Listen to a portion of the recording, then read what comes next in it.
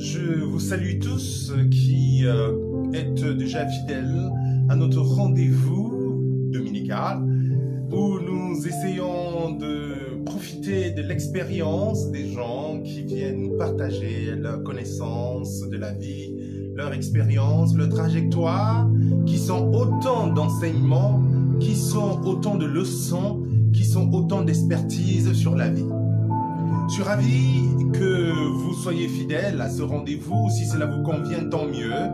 C'est le rendez-vous du sens critique, de la science par la connaissance, de ce que nous procure la présence de tous les jours dans la vie, c'est-à-dire la vie telle qu'elle nous est donnée. La vie telle qu'elle nous est donnée, parfois par des rudes batailles, par des épreuves assez difficiles, mais ça dépend comment on le vit, n'est-ce pas, pour pouvoir sortir par le haut ou aussi être écrasé. Nous allons encore continuer notre périple aujourd'hui à travers les déserts et les mers. Et je voudrais justement dire à ce propos que lorsque vous croisez un homme ou une femme qui a fait un tel chemin d'immigration, qui a fait un tel parcours, vous aurez tort de le considérer comme un homme ordinaire. Oui, vous aurez tort de le considérer comme un homme ordinaire parce que ce qu'il a vécu ne relève nullement de l'ordinaire.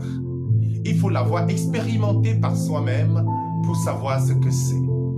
La plupart de ceux qui sont passés par là, s'il fallait reprendre, ils disent ne reprendront jamais. Ils ne nous diront jamais toute la douleur de ce qu'ils ont connu.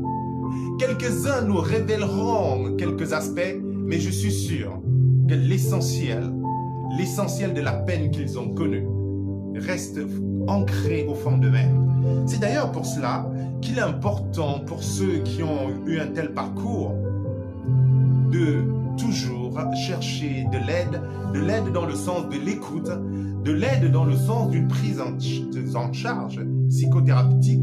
C'est-à-dire que c'est une erreur de penser qu'on n'a pas besoin d'aide, qu'on va y arriver tout seul.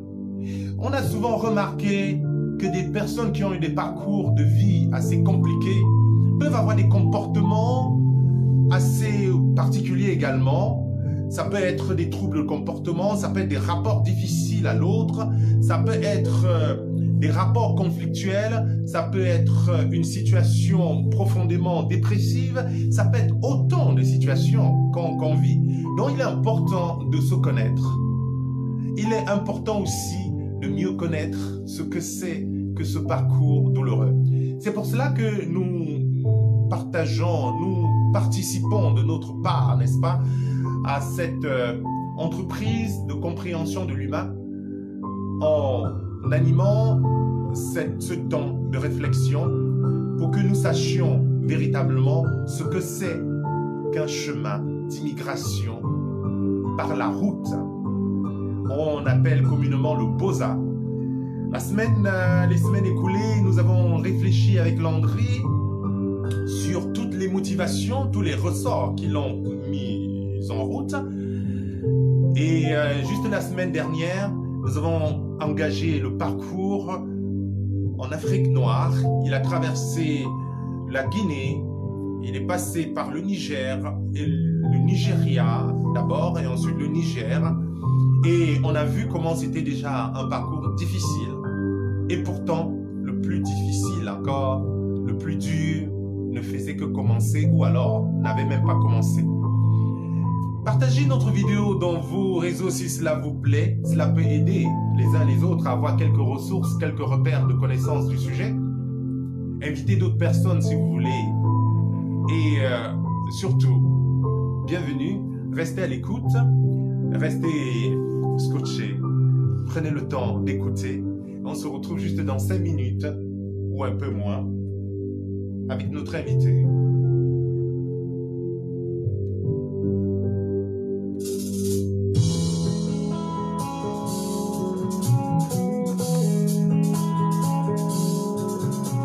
Que cherches-tu, dis-moi, oh l'ami, affamé, assoiffé dans le désert, le froid glacial en compromis, sur une vague de faim, tu nous rares dans la mer. Où vas-tu avec cette aile de héros, le tissu des trains des ailes d'avion, niché dans une cale de bateau, terré sous les colis dans un camion. La vie, je vais chercher la vie. Invitez les amis à nous rejoindre, nous allons démarrer dans quelques minutes seulement.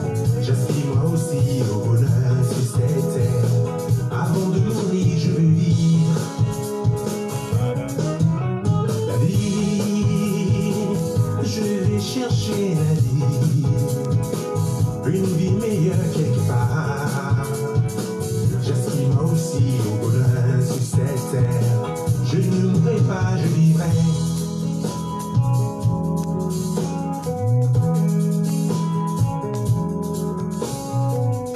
Gagner au change, ces humiliations, ces déboires. Te voilà comme une bête étrange. Pourquoi ce si grand désespoir? Oh, que tristesse et douleur. Déchirement, nostalgie engage. J'ai bien peur que ce bonheur ne reste qu'un rêve, un petit mirage.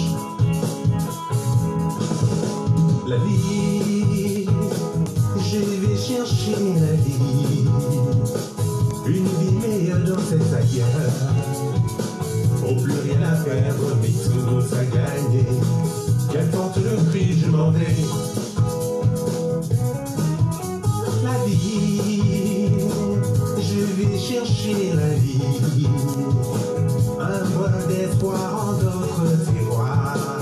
J'ai le cœur en peine, mais faut pas que je traîne. Ah, si seulement j'avais le choix.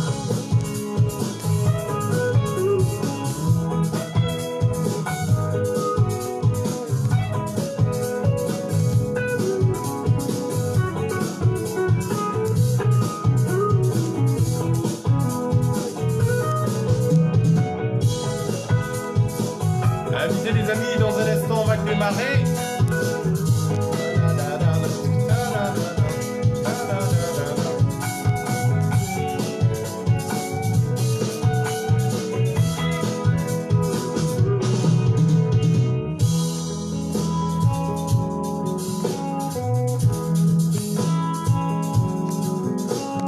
Police au front et tous aux pieds de guerre. Plus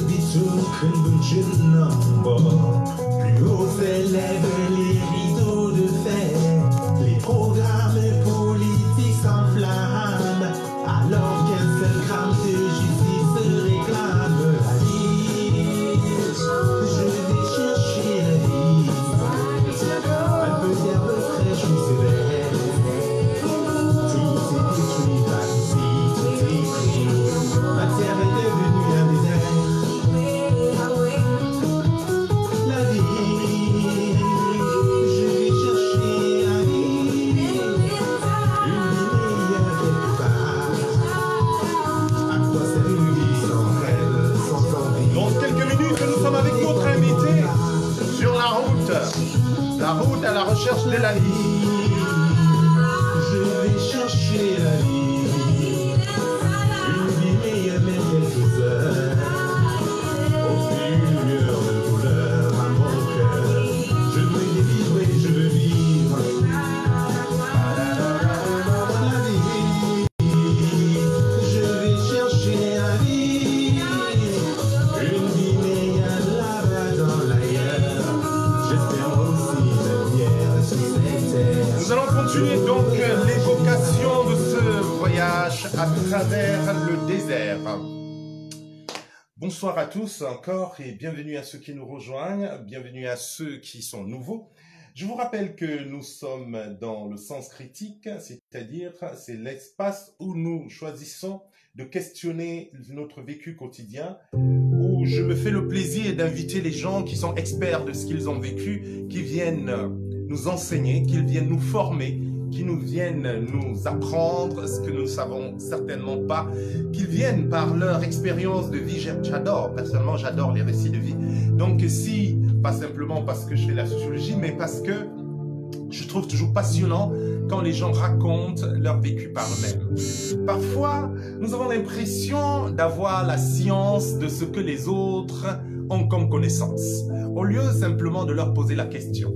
Ça fait maintenant trois semaines, ça fait 3 fois que je me retrouve avec Landry pour évoquer son parcours, où il est gentiment, il me propose de partager avec vous son récit d'immigration. Et je peux vous dire que j'ai appris beaucoup de choses. Ah, bonsoir Serge Aïdjo, il est là. Merci d'être là. Il était là la semaine dernière aussi. Grâce à vous, nous sommes en train d'évoluer dans la connaissance de ce sujet, de ce phénomène du Boza. Aïdjo, c'est aussi quelqu'un qui a une grande connaissance de ce chemin-là. Et Bozaïa Boza, il dit, qu'est-ce qu'il dit? N'oublie pas les raisons de notre départ. Bien sûr, nous avons commencé notre série par évoquer les raisons du départ, parce que c'est très important. Pierre Gislain, il est également la dame au pierre bleu. Ce sont mes amis de la semaine dernière. Très bien. Ce sont des gens qui connaissent vraiment le sujet. Alors, ce sont des personnes donc qui connaissent très bien le sujet, qui savent de quoi on parle. Et c'est toujours intéressant de discuter avec les experts du sujet. Les experts, ce sont ces personnes qui ont bravé la mort. Moi, je résume toujours en disant, ils sont allés embrasser la mort pour trouver la vie. Certains ont pu s'en sortir, d'autres pas. Et je disais déjà en introduction de cette émission, pour ceux qui nous rejoignent simplement maintenant, mais pour ceux qui nous écoutent en vidéo, c'est ça érudite, mais c'est pas grave. Lorsque vous croisez cette catégorie d'hommes et de femmes, bonsoir Paraboker, Cyril Leroy, tous ces amis qui connaissent très bien de quoi nous parlons, c'est grâce aussi à ce que vous écrivez, vous le savez déjà, vos interactions, que nous améliorons, que nous animons cette émission, que nous co-construisons cette chose que la plupart des gens comme moi ne savent pas. Mais souvent, nous nous amusons à beaucoup parler des choses que nous ne maîtrisons pas, au lieu tout simplement de demander à ceux qui le savent, à ceux qui le vivent, de nous en parler.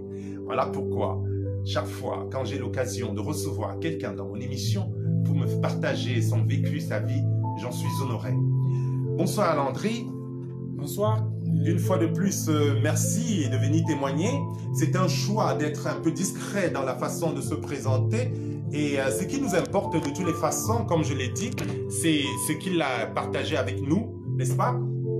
Et quand vous croisez des personnes comme ceux-ci, je pense qu'ils méritent un grand respect. Oui, ils méritent un grand respect car, à mon sens, le courage qui est leur n'est pas celui du commun des mortels. Parce que lorsque nous entendons parler d'immigration, on dit l'aventure, on pense que c'est aussi simple que ça. C'est comme prendre un avion, prendre la route, dire au revoir à la famille, dire à bientôt, je vais bientôt t'envoyer de l'argent, votre vie va bientôt changer. On pense que il suffit déjà de voir dès le lendemain, comme j'ai souvent, bonsoir Chancidor, merci à tous ceux qui nous rejoignent, glorieuse Raïsta. On pense que c'est comme ça du jour au lendemain. On va arriver en Europe, on va ramasser de l'argent dans la rue. Moi, je me souviens, hein, il y a quelqu'un qui racontait des gens qui pensaient vraiment que lorsqu'on est en Europe, on trouve beaucoup d'argent dans la rue. Et il était sérieux. Le gars, quand il est arrivé en Italie, il demande au monsieur qu'il connaissait, il avait fait 2 jours. Il marche et il n'a rien trouvé. Il demande au monsieur vraiment très sérieusement, comment se fait-il que je n'arrive pas à trouver d'argent? J'ai juste la malchance ou c'est quoi? C'est que, est-ce que ça veut dire qu'au village, on m'a fait un problème ou quoi? Il faut peut-être que, si j'ai moyen, je retourne au village pour me laver parce que, comment se fait-il que je ne retrouve rien, je ne trouve pas d'argent? Bonsoir ma Judeline depuis les États-Unis, Noseka, la Ninoise. Bonsoir à tout le monde à travers le monde qui nous regarde. Aujourd'hui, nous allons voyager donc grâce à Landry. Je vous termine juste cette anecdote parce que la personne dit, mais comment se fait-il que depuis que je suis arrivé, je n'arrive pas à trouver de l'argent? Comment se fait-il que je ne ramasse pas de l'argent dans la rue comme tout le monde? Est-ce que c'est juste ma malchance? Mais oui, le monsieur dit, mais comment ça ramasser de l'argent dans la rue? Comment tu penses ça? Il dit, si, on m'a dit que l'argent est facile en Europe. Les gens ont tellement de l'argent que ça tombe même, ils ne font même pas attention. Et c'est comme ça, la vie est facile. Et voilà. Et très sérieusement, il lui dit, mais non, tu peux pas, on ne ramasse pas l'argent. Le gars ne croyait pas. Il faut travailler. Mais oui, parce qu'il y en a qui pensent vraiment que lorsqu'on est en Europe, il y a tellement de sous. Ils ne savent pas qu'il y a des personnes qui vivent dans la rue, il y a des gens qui n'arrivent pas à se soigner, il y a des gens qui n'arrivent pas à manger, il y en a qui ne joignent pas les deux bouts. Et en tout cas, je reviens à ce qu'on évoquait tout à l'heure, les motivations des départs. Je sais que parmi ces motivations des départs, il y a le désir d'avoir une vie meilleure. Et la question de la vie meilleure, pour moi, est primordiale. La question de la vie meilleure n'est pas forcément liée au besoin d'un grand gain. C'est tout simplement que lorsqu'on est dans un environnement où on n'a aucune source d'espérance, où on ne vit que des espérances, il est important pour un être humain de se projeter. Même celui qui vit au désert, il est important qu'il pense que demain peut être meilleur. Mais lorsqu'on vit dans ces pays comme ça, complètement morbide par l'environnement sociopolitique, complètement mortifère, il est bien évident que pour survivre, pour espérer un peu d'oxygène, c'est vrai qu'on a tendance à penser que l'herbe est plus verte ailleurs. Nous n'allons pas revenir à cette émission que nous avons consacrée complètement à ton départ. Nous avons déjà fait beaucoup de chemin. Et je lis, comme vous savez bien que vos interventions sont très importantes. Lorsque j'étais en Afrique et que je ramassais de l'argent dans les rues, mais ici jamais. Ah voilà. L'Osika, la Ninoise, nous apprend que c'est plutôt en Afrique qu'elle trouvait de l'argent dans la rue et qu'en Europe, elle ne trouve pas de l'argent dans la rue. Donc, c'est pas facile. Nous sommes dans une série d'émissions qui va se poursuivre pendant plusieurs semaines. Nous irons jusqu'à évoquer la vie d'immigrés. Nous sommes encore sur le chemin. Nous allons accompagner, grâce à Landry, nous allons faire ce parcours pendant plusieurs semaines. Si ça vous intéresse, soyez fidèles, regardez notre émission. Aïdjo Serge me le dit, Dieu dure la vie ici en Europe.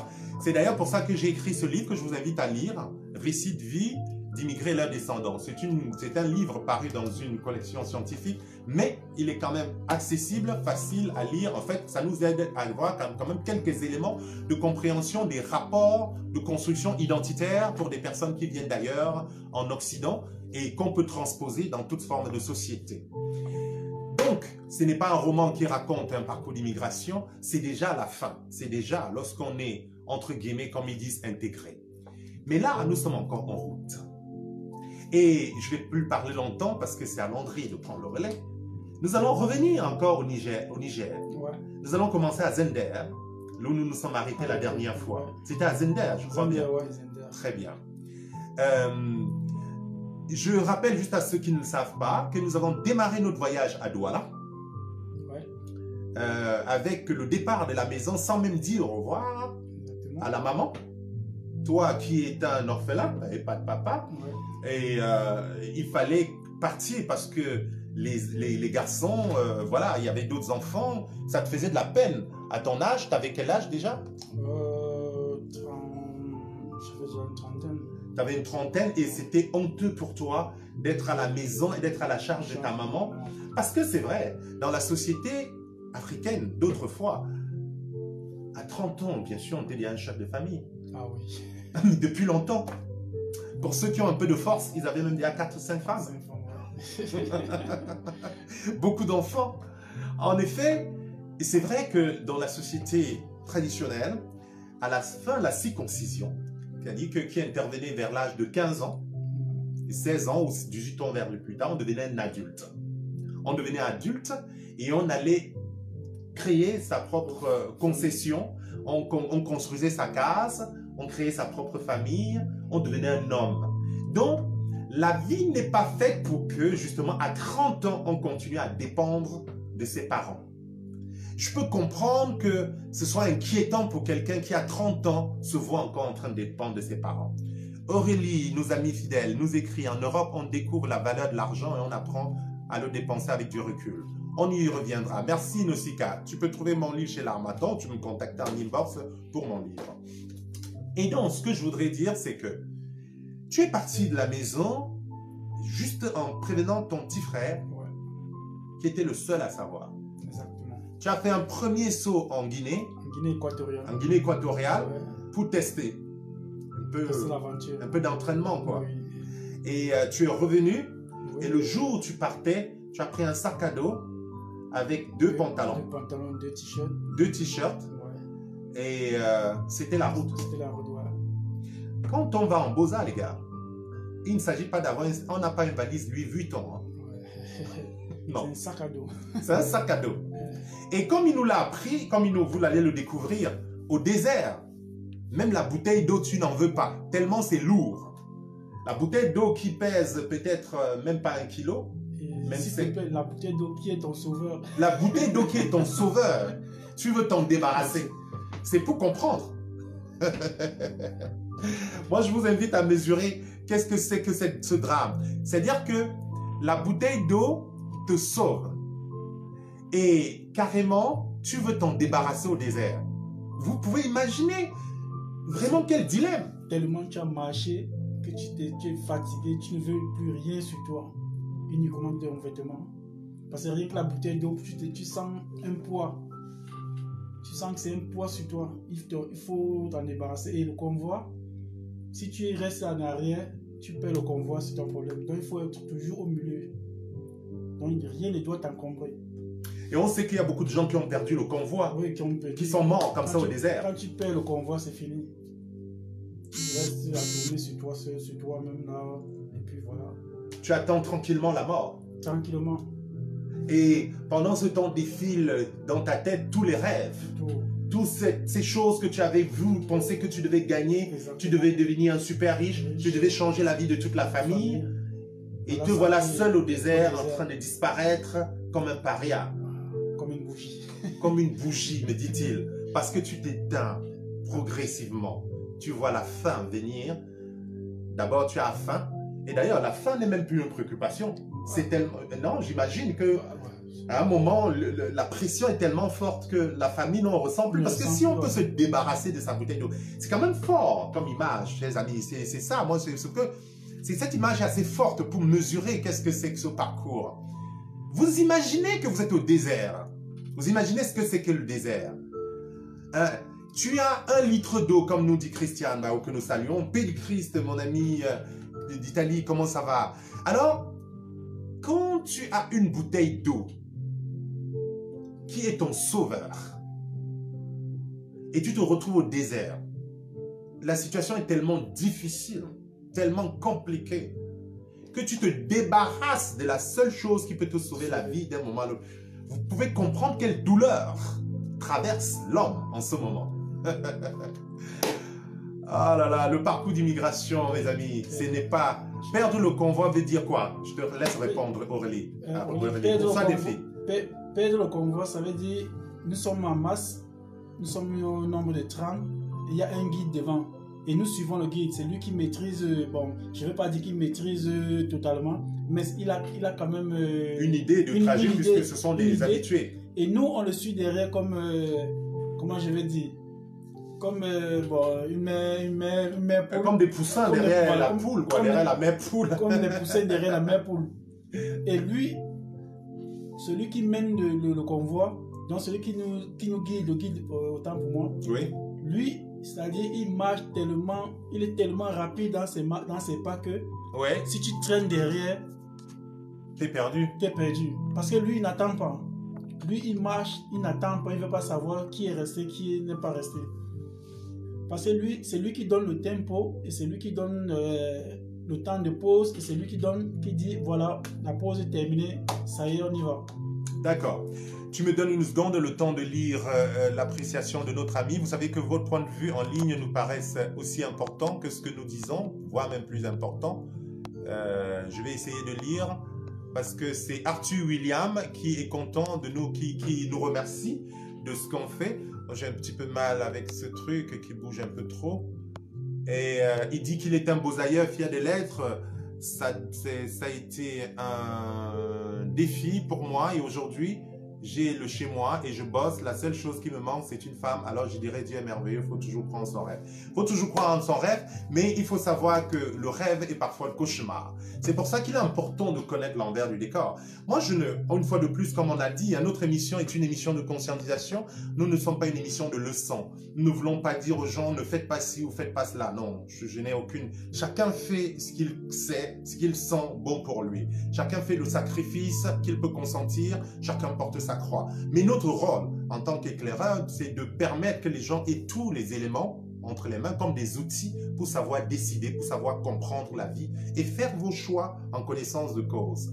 Il y en a à qui savent très bien le danger qu'ils courent, mais la situation personnelle qu'ils vivent est tellement harassante, est tellement stressante. Il y a des vies qui sont des morts, chers amis, vous le savez autant que moi. C'est-à-dire que tu vivotes tous les jours, c'est comme si tu étais mort.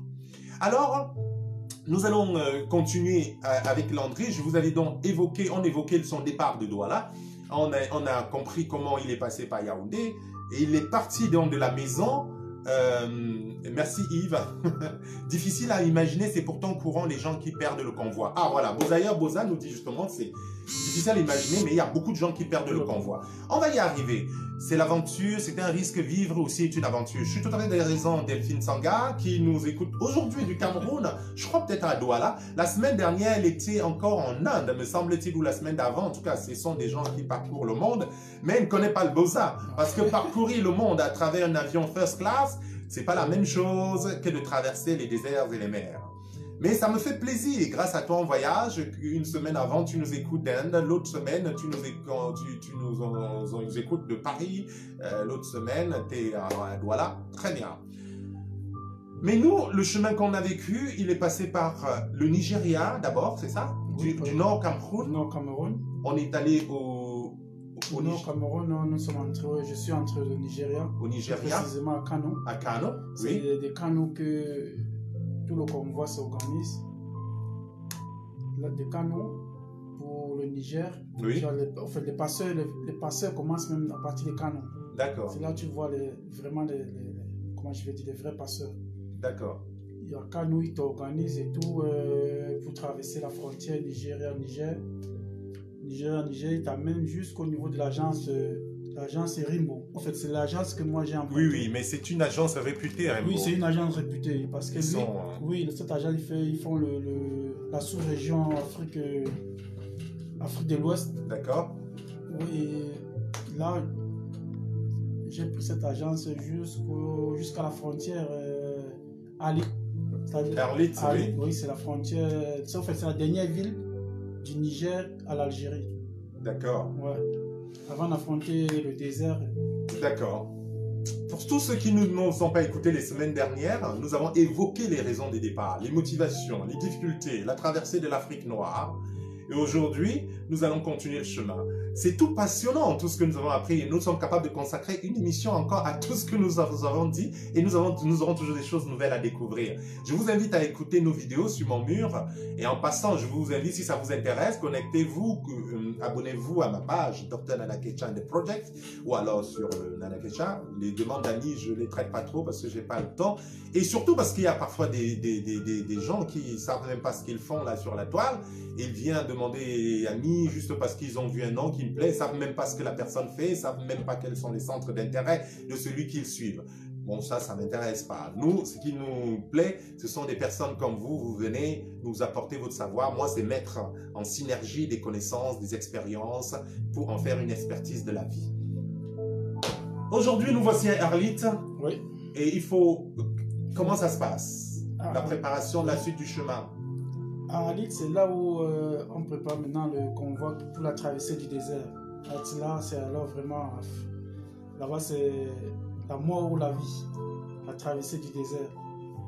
Et comme je disais la dernière fois, c'est là où on fait ce qu'on appelle les appels de fonds. Parce que là, il n'y a plus d'argent. C'est là où on fait les appels de fonds. Excuse-moi, oui. je prends les interventions de nos amis en ligne parce qu'il y a une personne, c'est une Aminoise qui nous demande, j'aimerais savoir s'il n'y a-t-il pas d'ambassade dans leur pays de respectif, les ambassades dans les pays qu'on traverse.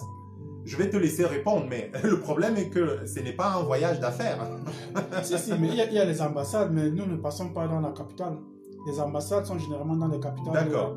Sont dans les capitales politiques. Oui. Mais tous ces pays qu'on traverse là, ça c'est les capitales, moi je vais dire, ce ne sont pas les capitales politiques. Donc les ambassades, tu ne peux pas être peut-être à Ali.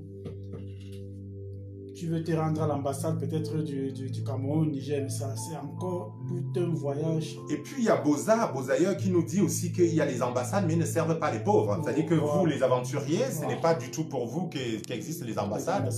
Peut-être que vous irez même les voir qui ne répondront même pas. Exactement. Parce que comme dit Niveau Maléfique aussi en ligne, seuls ceux qui l'ont vécu ou ceux qui le vivent en soldat connaissent la vérité. Et c'est ce que j'ai dit en introduction de cette émission, que même ces témoignages vont pas nous dire la profondeur, la douleur, parce qu'il y a des choses, je sais qu'il y a des choses profondes, ancrées, des choses intimes, des violences que les gens subissent, des viols que les gens subissent. Je vais ajouter aussi, c'est pour ça que j'ai dit, moi je ne conseillerais pas quelqu'un de prendre la route. Donc c'est pour revenir à ce qu'elle dit, seuls ceux qui l'ont vécu, qui peuvent voir. C'est pour ça que j'ai dit, je ne peux pas conseiller quelqu'un de prendre la route. Voilà. Et moi particulièrement, s'il fallait reprendre, je pense que ça ne serait pas par ce chemin. N'est-ce pas? Ouais. Niveau nous dit qu'ils étaient 160, nous étions 160 dans leur groupe, ils sont arrivés 16. Voilà. Vous voyez le ratio. Bonsoir à nos amis qui nous rejoignent spécialement, Manvin Béatrice Sanjong. Tout le monde veut te faire... Ah oui, Niveau nous dit tout le monde veut te faire du mal. Là, est-ce que quand tu arrives à Arlit, moi je veux, comme je rappelle à Niveau, à tous mes amis, à Ijo, Gislain, vous qui connaissez, ne manquez pas, on va continuer dans les semaines prochaines. Nous allons pas à pas, nous ne sommes pas pressés. Nous allons prendre étape par étape. L'idée pour nous n'est pas juste de nous raconter une histoire passionnante, c'est d'en faire œuvre de pédagogie parce que il est écrit « Mon peuple périt par manque de connaissances ». Nous voulons en faire des éléments de connaissance. Niveau explique qu'on nous a vendus comme esclaves. Tout ça, on va y arriver. On va y aller étape par étape. On ne veut pas dire des choses sensationnelles tout de suite. Mais ce qui nous importe, c'est vraiment de comprendre la psychologie du voyage. Et moi, je te crois, Niveau. Il dit, ce n'est pas la blague. Bien sûr que je te crois. Vous avez été vendu, on voit des images, on a des témoignages. Et on a beaucoup de choses que les gens n'osent pas dire. Parce que je sais que des femmes sont violées. Je sais que même des hommes sont violés. Je sais. Et des gens sont brisés, cassés dans leur vie. Et lorsque vous les voyez, quand ils ont réussi, moi, je vous dis, respectez ces gens. Respectez-les parce que ce qu'ils ont vécu mérite beaucoup de respect. Je ne veux pas dire que je vais encourager à quelqu'un à faire un tel chemin. Non, c'est pas ça. C'est simplement que quand tu as quelqu'un qui a bataillé, un humain qui a connu un tel chemin, il faut le voir comme un brave. J'ai vu des gens mourir devant moi et tu ne peux même pas leur venir en aide. Voilà déjà des difficultés dont on parle, le niveau maléfique. C'est ça. Si toi, tu t'arrêtes pour venir en aide, toi-même, tu peux rester. C'est ça. Le convoi peut te laisser donc. C'est-à-dire, quand quelqu'un tombe, tu es obligé seulement de continuer. Parce que tu vas rester pour le venir en aide. Toi-même, tu vas aussi être dans le même problème. Et toi qui vas te venir en aide. Allez, tu es obligé de les laisser et puis... et continuer. Nous faisons cette émission pour des gens comme Yves Loco, justement, qui dit « Jamais je ne prendrai la route. Moi, je suis actuellement au Maroc et vraiment, l'aventure est très, très, très, très dure. Je suis heureux que toi, tu l'aies compris, mais il faut que d'autres le comprennent. L'herbe est verte partout, en réalité. Mais si vous avez choisi le chemin de partir, ce chemin douloureux que j'ai intitulé cette émission « Le chemin de tous les dangers », sachez que c'est une expérience très difficile. Si les visas étaient faciles et les conditions de vie dans les pays d'origine adéquates, ces pauvres innocents ne prendront pas autant de risques. Je suis complètement d'accord. Ça, c'est une réalité. Et parce que Nausicaa, la Ninoise, qui disait il faut conscientiser les frères, c'est ça. Merci, c'est le but, je pense, c'est celui de conscientiser les sœurs et frères. Oui, bien sûr, c'est de faire comprendre aux gens la réalité. C'est conscientiser, oui, c'est surtout... conscientiser pas au sens d'une leçon, pas même au sens moral du terme, c'est conscientiser au sens de l'enseignement, de l'éducation, de partager le savoir. Parce que ce que nos amis comme Pierre Gislain sont au niveau maléfique nous font découvrir, c'est de la connaissance, c'est une formation qu'ils nous font. Sur la route de l'Amérique en 2017, les militaires du Panama violaient les filles. MFA qui nous le dit cela. Mais bien sûr, la route, ce n'est pas que ça. Donc quand vous voyez parfois un gamin arriver, quand vous voyez un bonhomme arriver, franchement, soyez bienveillants. Parce que ce qu'il a connu, il ne vous racontera pas forcément tout. Parfois, on n'a pas le choix de quitter son pays, justement. Parfois, oui, je sais. Il y a des douleurs personnelles parce que nous allons vivre la même chose. Certains disent, mais tout le monde vit dans le même pays, mais il y en a qui supportent. Oui, mais nous ne sommes pas constitués psychiquement de la même façon. Et puis l'expérience singulière, je vais dire, l'expérience est toujours singulière. C'est-à-dire que une histoire de vie, la constitution d'une famille, le rapport entre les membres de la famille, vous allez beau dire non, nous avons le même niveau, nous sommes dans la même situation économique. Non, peut-être pas. Il y a des subtilités qui font qu'il y a un autre qui va vouloir partir. Bon, il y a des gens comme moi, peut-être peureux, j'en sais rien, qui ne sont pas capables même de bouger. Et au Panama en 2016, c'était trop de viols là-bas chez les filles. Oui, d'accord. Maintenant, revenons donc à Arlit. Et est-ce qu'on sentait que l'électricité montait à l'air? Parce que c'est le lieu où on fait les appels de fonds. Oui, c'est au nord du Niger. voilà. Déjà, la frontière avec le Maghreb. Oui. Et c'est par quelle voie? C'est parce que tu m'as dit, il y a... Là, je peux dire, là, non, pas, là, c'est le carrefour du Maghreb. Il y a ceux qui partent en Libye, ceux qui vont en Algérie. Oui, Donc maintenant, c'est à toi de choisir. oui, Soit tu prends la route de l'Algérie, soit tu prends la route de la Libye. d'accord. Mais moi, à mon époque, les gens partaient beaucoup plus vers l'Algérie. Parce D'accord. qu'en Libye, il y avait trop de tensions en D'accord. ce moment. Et j'ai même croisé beaucoup les gens qui venaient de la Libye. Parce que c'était très chaud là-bas. Ils nous disaient vraiment c'est grave là-bas. Arthur vient de nous écrire là, il nous dit que cette aventure, il ne souhaiterait pas cela, même au pire de ses ennemis. Et Voilà. pourtant, Arthur a réussi, il vit en Europe. Il a dit qu'il a même sa maison, il a même une femme. Mais Donc, il dit... non, il a dit qu'il est à la recherche, qu'il le manque. Et oui, qu'il ne manque qu'une femme Ouais. maintenant. Il a déjà tout. Par contre, moi, c'est le contraire. Ah, toi, c'est le contraire, c'est-à-dire quoi? Non, mais quand il dit le contraire, moi, là, je suis bien casé, femme, mais c'est le travail. Ah, ben voilà, c'est les... De toute façon, nous arriverons à cette étape pour montrer aux gens, pour que nous comprenions que ce n'est jamais la fin, c'est toujours une longue bataille. Goethe, c'est un poète allemand, il dit être un homme, c'est être essentiellement un lutteur. Moi, je le pense aussi. Il faut savoir qu'il n'y a rien qui est donné, rien qui est facile. Revenons à Arlit. Comme je disais tantôt, à Ali, c'est le carrefour. Pour ceux qui vont en Libye ou ceux qui vont en Algérie. Moi, je suis passé par l'Algérie. Et là, c'est, comment je vais dire,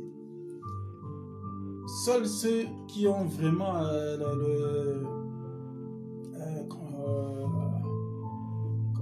qui a assez de moyens, parce que même c'est difficile d'arriver à Ali avec encore les sources, parce que tellement on t'a soutiré sur le chemin des tracasseries, il faut payer, il faut... C'est pour ça que j'ai dit c'est la ville où les transferts d'argent Marche à fond. marchent à fond. Parce que tous les matins, tu vas trouver au moins la queue, au moins 50 personnes devant les distributeurs, devant les guichets Western Union, MoneyGram en train de faire des retraits pour payer son convoi, pour payer sa route. Et bon. Je reviens pas maintenant à la traversée du désert. Avant de partir dans la traversée du désert, je voudrais rappeler quand même quelque chose qui m'a frappé la semaine dernière, c'est qu'on est au Niger. Oui. La spécificité de ce Niger, c'est que c'est un pays d'une grande pauvreté. Excessivement. Parce que les autres pays que vous avez traversés, le Nigeria, quand tu étais en Guinée, peut-être d'autres, on a la possibilité de travailler un peu pour gagner de l'argent. Parce que je rappelle à ceux qui ne le savent pas, on ne part pas avec un pactole dans la poche et qu'on dégaine comme ça. Non, non, on produit l'argent sur la route pour continuer le voyage, en effet. Et parce que parfois les gens disent, mais s'ils ont de cet argent, pourquoi ils ne restent pas chez eux? Non, ils n'ont pas d'argent. Ils ne partent pas avec beaucoup d'argent. Quand tu es parti, je crois que tu avais 100... Non, j'avais 200... 200... Non, 300. 300 000 francs CFA. Et tu avais laissé une partie, me semble-t-il, pour faire l'appel de fonds. Parce que là, j'avais déjà tout, on m'avait déjà donné tout les... Oui, tu avais la chance d'avoir quelqu'un qui t'a expliqué comment ça fonctionne. On imagine pour celui qui part sans savoir comment ça fonctionne. Il ramasse peut-être tous ses sous et il est détroussé dès la première frontière. Il est obligé de faire n'importe quoi. D'ailleurs, lorsque nous allons évoluer, nous allons évoquer ces gens ces Noirs qui eux-mêmes, à un moment donné, vendent les leurs. C'est-à-dire qu'ils soumettent leurs propres frères. Parce que je pense que je ne leur jette pas la pierre totalement parce que je pense que cette aventure est traumatisante. Ça détraque les gens. On devient fou, je crois, si on n'a pas un soubassement assez fort. Donc, je rappelais tout simplement qu'au Niger, comme tu nous l'as dit la semaine dernière, la spécificité du Niger, c'est que c'est un pays pauvre.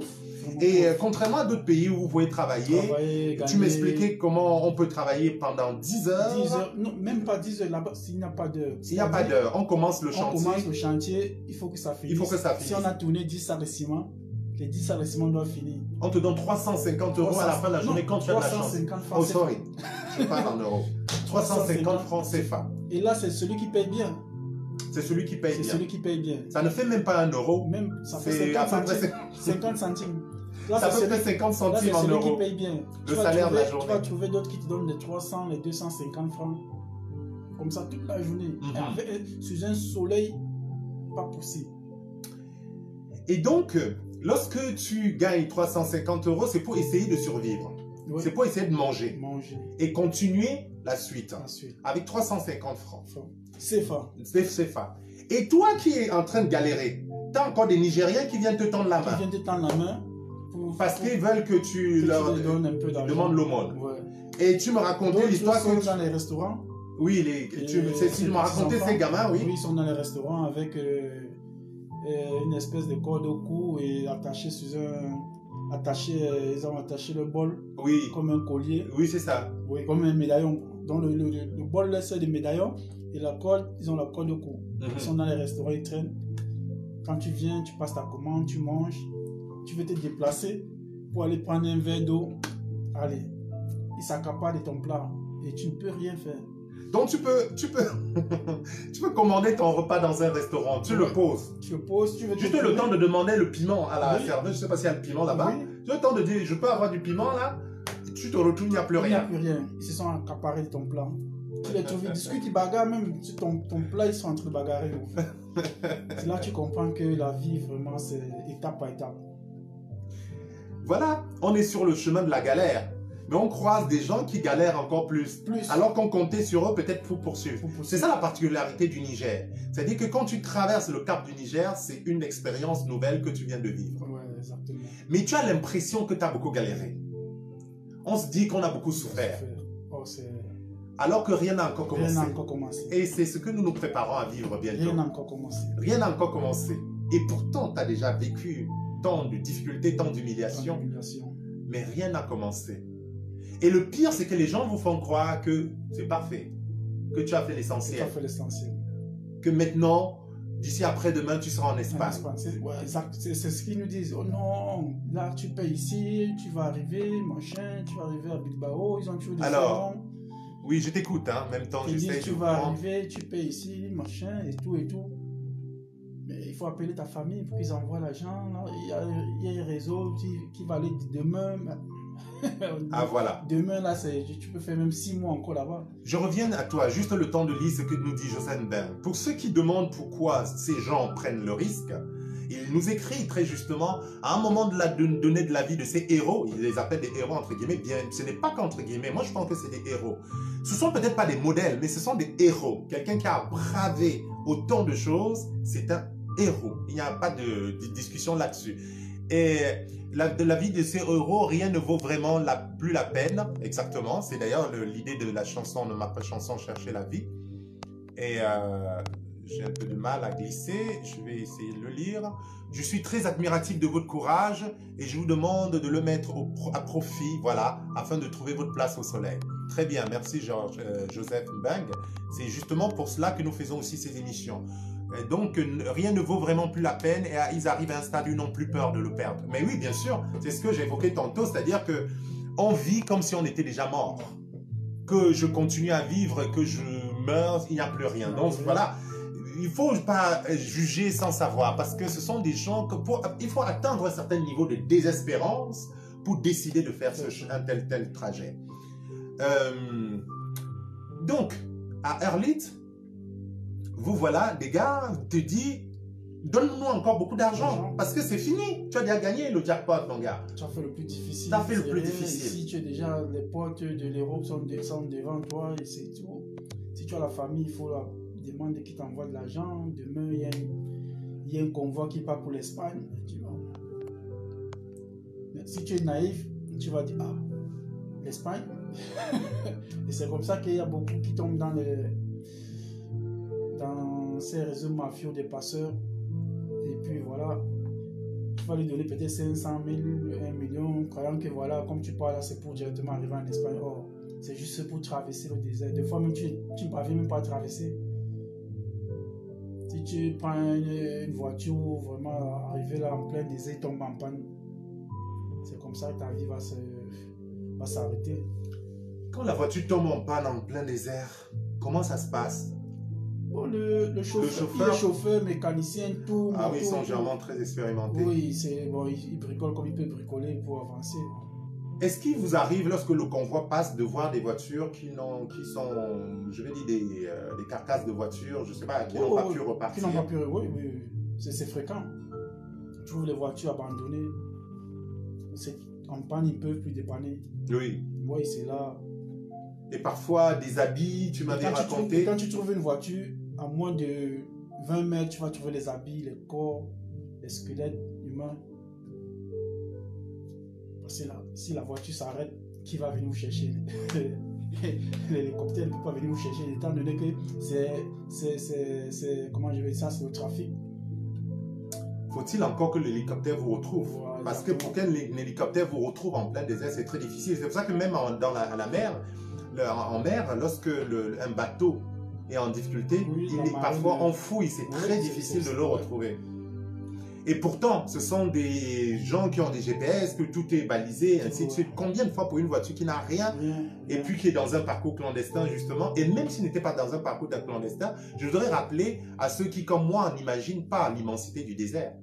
Et les gars nous ont expliqué la semaine dernière, Ghislain que nous l'a dit, également à Serge Aïdjo, c'est-à-dire que c'est une immensité à perte de vue. C'est-à-dire que vous n'avez que du sable sous vos yeux, vous n'avez que l'horizon en fond. Vous imaginez, parce que quand on parle des déserts, les gens confondent peut-être au Sahel. C'est-à-dire qu'il y a un petit chemin que tu peux frayer, il y a quand même des arbres au loin. Au cas où c'est compliqué, je peux aller m'abriter sous un arbre, dormir un petit peu avant de continuer. Il n'y a pas d'arbre. Il n'y a pas d'arbre. Si tu vois l'arbre, c'est que tu es proche de la ville. Là, c'est le secret du désert. Si tu vois un arbre, ça veut dire que la ville est à quelques kilomètres. Et puis au désert, il arrive parfois d'avoir des mirages. Je ne sais pas si dans ton expérience tu as connu ça. On me raconte que parfois tu as l'impression de voir de l'eau. Oui, parce que c'est ce qu'on appelle un mirage. Non, c'est-à-dire que ce qu'on appelle un mirage, c'est qu'à un moment donné, toute la chaleur te fait délirer même presque. Et tu as l'impression que tu vois de l'eau, tu as l'impression qu'il y a un oasis alors qu'il n'y a rien du tout. Donc tu n'as pas connu ça. Oui, c'est un peu le problème. En fait, c'est les expériences du désert et pourtant il n'y a rien du tout. Donc, quand vous traversez, vous voyez des carcasses de voitures abandonnées. Oui. Et plus loin, quand tu vois des carcasses, attends-toi aussi à voir des squelettes. À voir des squelettes. Donc c'est comme ça. Quand une voiture tombe en panne, c'est le chauffeur qui fait tout là. Il y a d'autres voitures où tu trouves le chauffeur et son motoboy. D'autres, il n'y a que le chauffeur, il est seul. Donc il se démène à faire là et tout. S'il peut trafiquer, dépanner. Mais s'il ne peut pas, c'est mort. Et quand vous traversez comme ça, vous voyez tous ces corps. Qu'est-ce qui te vient dans la tête là, à l'instant, lorsqu'on voit ça? À l'instant, parce que moi j'aime toujours parler de moi. Oui. À l'instant, qu'est-ce que tu as comme idée? C'est de rentrer. Mais tu vas faire comment? Tu te dis, ah, mais qu'est-ce que je suis venu faire là? Peut-être ça peut être notre tour, on ne sait jamais. Dans ta tête, c'est que non, si je pouvais rentrer. Mais là, tu es déjà au désert. C'est-à-dire que le voyage est arrivé à un point où même le chemin de retour n'est pas possible. Le chemin de retour n'est pas possible. Tu aurais même envie de rentrer. Mais là, on ne peut plus. On ne peut plus. On est coincé. C'est devant. Tu es obligé d'aller devant. Tu es obligé, ce qui arrive, comme on dit, ça sort comme ça sort. Tu es obligé seulement d'aller devant. Il n'y a plus d'état d'âme. En fait, ce que je remarque, c'est que très souvent, les questions que nous autres, les petites questions de confort, qu'on se pose, nous, qu'est-ce que je vais manger ce soir? Je vais rêver de quelle fille ce soir avant de dormir? Je vais penser à quel poème? Je vais boire quoi? Est-ce que la mort est quoi? Ça, c'est des états d'âme. Ça n'existe plus dans la psychologie du beaux ailleurs. Jamais. Là, on a laissé ça depuis au Cameroun. En trace. C'est devant. Tu m'avais dit l'autre fois quand on prend quelque chose, le front là. Il y a une expression, tu m'as dit? Lorsque c'est la route, c'est parti, tu m'as dit on prend le... J'ai oublié l'expression, tu me l'as dit, c'est le... Voilà, là, des contrastes, donc c'est terminé, là, on ne peut plus revenir en arrière. Ça va revenir. Ça va revenir. Est-ce que ces gens, quand vous traversez, est-ce que le chauffeur s'en sort vivant en cas de panne? Oui, justement, j'allais poser la question que vient de nous poser notre ami Élégance Eric. Eric, mais il va s'en sortir comment? C'est aussi un être humain. Lui-même, il a ses réserves. Tout le monde est dedans. Il a ses réserves d'eau, peut-être un petit goûter aussi dans son sac. Mais quand nous sommes là, déjà 2 heures, 3 heures, 4 temps, 5 temps, s'il n'y a rien à manger, il va finir son goûter, son eau après. Et le chauffeur n'est pas, ce n'est pas un extraterrestre. Il est un être humain, quoi. Face à la difficulté, face à la mort, on est pareil. Hein. On est tous pareils. Qu'on soit chauffeur ou pas chauffeur. On va tous crever. Et d'ailleurs, Boza nous explique aussi que l'idée, c'est que tu ne peux plus rentrer. Comment tu vas, il dit, avec tout ce que tu as vécu comme souffrance déjà avant, tu as l'impression qu'en retournant, tu vas refaire ce chemin encore. C'est-à-dire que quand on voit par exemple la galère à Arlit, ou même au Nigeria, ou les chemins, les étapes précédentes, tu te dis, comment je vais retourner encore vivre ça? Bon, tu es obligé d'avancer. Tu es obligé d'avancer, ça c'est clair. Alors, maintenant, quand je lis quand même ce que nous dit Joseph. Joseph nous dit, le désert, c'est le milieu de nulle part. Au désert, on vit des illusions optiques. Tout à fait, c'est ça, c'est ce mirage dont je parlais. C'est en effet la matérialisation. Attendez, j'essaye de lire. La matérialisation de l'imagination de l'esprit qui veut mettre fin à ce qu'il vit. Absolument, je suis complètement d'accord. C'est-à-dire que ce qu'il explique, c'est que le fait que nous souhaiterons tellement avoir de l'eau, nous souhaiterons avoir un oasis, on matérialise cela et puis on hallucine en effet. On a l'impression qu'on le... Et c'est aussi la traduction d'une grande souffrance en effet. Qu'est-ce que on était en train de dire? Au niveau du désert. Quand vous traversez, est-ce que ces gens, comment se manifeste la solidarité? Est-ce que ces gens sont quand même bienveillants? Je sais qu'il y a beaucoup de violence, qu'il y a beaucoup... Parce que bien sûr, il y a des viols, il y a des vols, il y a tout. Est-ce que les gens... Le viol, c'est après le désert. Parce qu'au désert, il n'y a pas tout ça. Ah d'accord, c'est après le désert. Okay. Là, je suis au niveau maintenant... On est au niveau des déserts, on va rester au désert. On a quitté Arlit là, en effet. Nous sommes dans un camion. Le jour où vous quittez Arlit, vous dites quoi là? Le jour où tu quittes Arlit. Le jour où on quitte Arlit. Parce que tu laisses la civilisation derrière toi d'une certaine manière, même si c'est la pauvreté au Niger, tu laisses les hommes. Chacun fait sa petite prière. Il prend son bidon d'eau. D'autres prennent des trucs de 5 litres, d'autres 1 litre. Enfin, pas les trucs encombrants, quoi. Oui. Et quelques biscuits. Et on prend la route. Tard dans la nuit, les environs de 22 heures. D'accord. Oui. Parce qu'on va rouler toute la nuit. Vous allez rouler toute la nuit. Avant que tu nous me racontes la nuit, tu dis chacun fait sa petite prière. Sa petite prière. Tu fais toujours la prière en style musulman ou... Non, non, non. Là, maintenant, c'est individuel. Je ris parce que j'allais mourir la semaine dernière parce qu'il m'a expliqué que sur ce chemin, parfois, on est obligé de jouer le musulman. On porte sa djellaba et voilà, on peut laisser la barbe comme on veut à son goût. Et on prend, toi tu t'appelais Kader d'ailleurs, tu as dit que c'est pour bien se fondre dans l'environnement et prier, il faisait des prières, bon voilà, la semaine dernière, je vous invite à écouter l'émission la semaine dernière si vous voulez, vous allez comprendre ce vécu, parce que c'est drôle, même si, mais ça traduit encore cette douleur où on est obligé d'être autre chose pour être. Alors, donc vous faites vos prières quand même dans vos croyances. T'as pas besoin de dégrainer le chapelet parce que là ça ne rigole plus, ce n'est plus le cinéma quoi. Oui, là ce n'est plus je descends comme vous pour être. Là c'est chacun. C'est vraiment là on est sérieux. Chacun prend. Bozaïr nous dit que dans le désert du Niger, les filles qui étaient avec lui ont été déjà violées. Oui mais là. Ce que je vais demander à Bozaïr, est-ce qu'elles ont été violées au désert ou avant au désert? Parce qu'au désert, franchement, il n'y a pas le temps ça. Si c'est avant, oui. Peut-être au ghetto, oui. C'est quoi le ghetto? Au ghetto, c'est là où nous, on se rassemble tous chez le passeur, quoi. Ah oui, chez le passeur, où tu Donc, m'as dit que vous oui. pouvez être 100 dans une chambre Dans une de 9, chambre. de 9 mètres carrés. de 9 mètres carrés. Vous êtes alignés comme ça, comme Alignés. des cadavres Oui, dans une mort. 9 mètres carrés. Nous sommes moins 100. C'est une grande humiliation déjà. Donc, vous avez peut-être. Moi, je sais que c'est parfois beaucoup plus avant le Mm. désert ou après Mhm. que toutes ces histoires sont, De viol, oui, des viols s'opèrent. sont récurrents. Mais au désert même, il n'y a pas de temps. Bozaïa va Tu nous vois? dire si dans son expérience, il a vécu une personne qui a connu le viol au désert même. Ok. C'est comme ça. Comme je reviens. Tu reviens donc à la nuit à du la nuit, départ, voilà, nuit du départ. d'Herlé. Chacun prend son petit coin, il fait sa petite prière, il a son sac et tout. On monte dans une jeep de style militaire. Oui. Nous, dans mon convoi, on était, je crois, 30. C'est-à-dire, on était assis. Oh, pas possible. J'étais assis comme je sais pas. C'est-à-dire, on s'arrêtait, on s'asseyait tout juste au bord du véhicule. D'autres s'asseyaient au milieu et on se croisait les mains. Je reviens à ce que tu dis, hein, parce que comme nous a mis en ligne, vous savez, notre émission est très interactive, je prends toujours, donne beaucoup d'importance à ce que les autres peuvent nous dire, surtout qu'ils ont beaucoup de connaissances aussi que toi, ils ont une autre expérience. Niveau Maléfique a fait 3 jours dans le désert, la traversée a duré pour lui 3 jours, et les filles ont été violées justement pendant ce parcours. C'est Niveau qui nous le dit aussi. Le bouzou, le plus grand violeur, c'est quoi le bouzou? Le bouzou, c'est ceux qui conduisent Ah, les chauffeurs du désert. Les guides. Ceux qui vivent beaucoup plus dans les coins comme le désert. D'accord. Les bouzous. Ah oui, d'accord.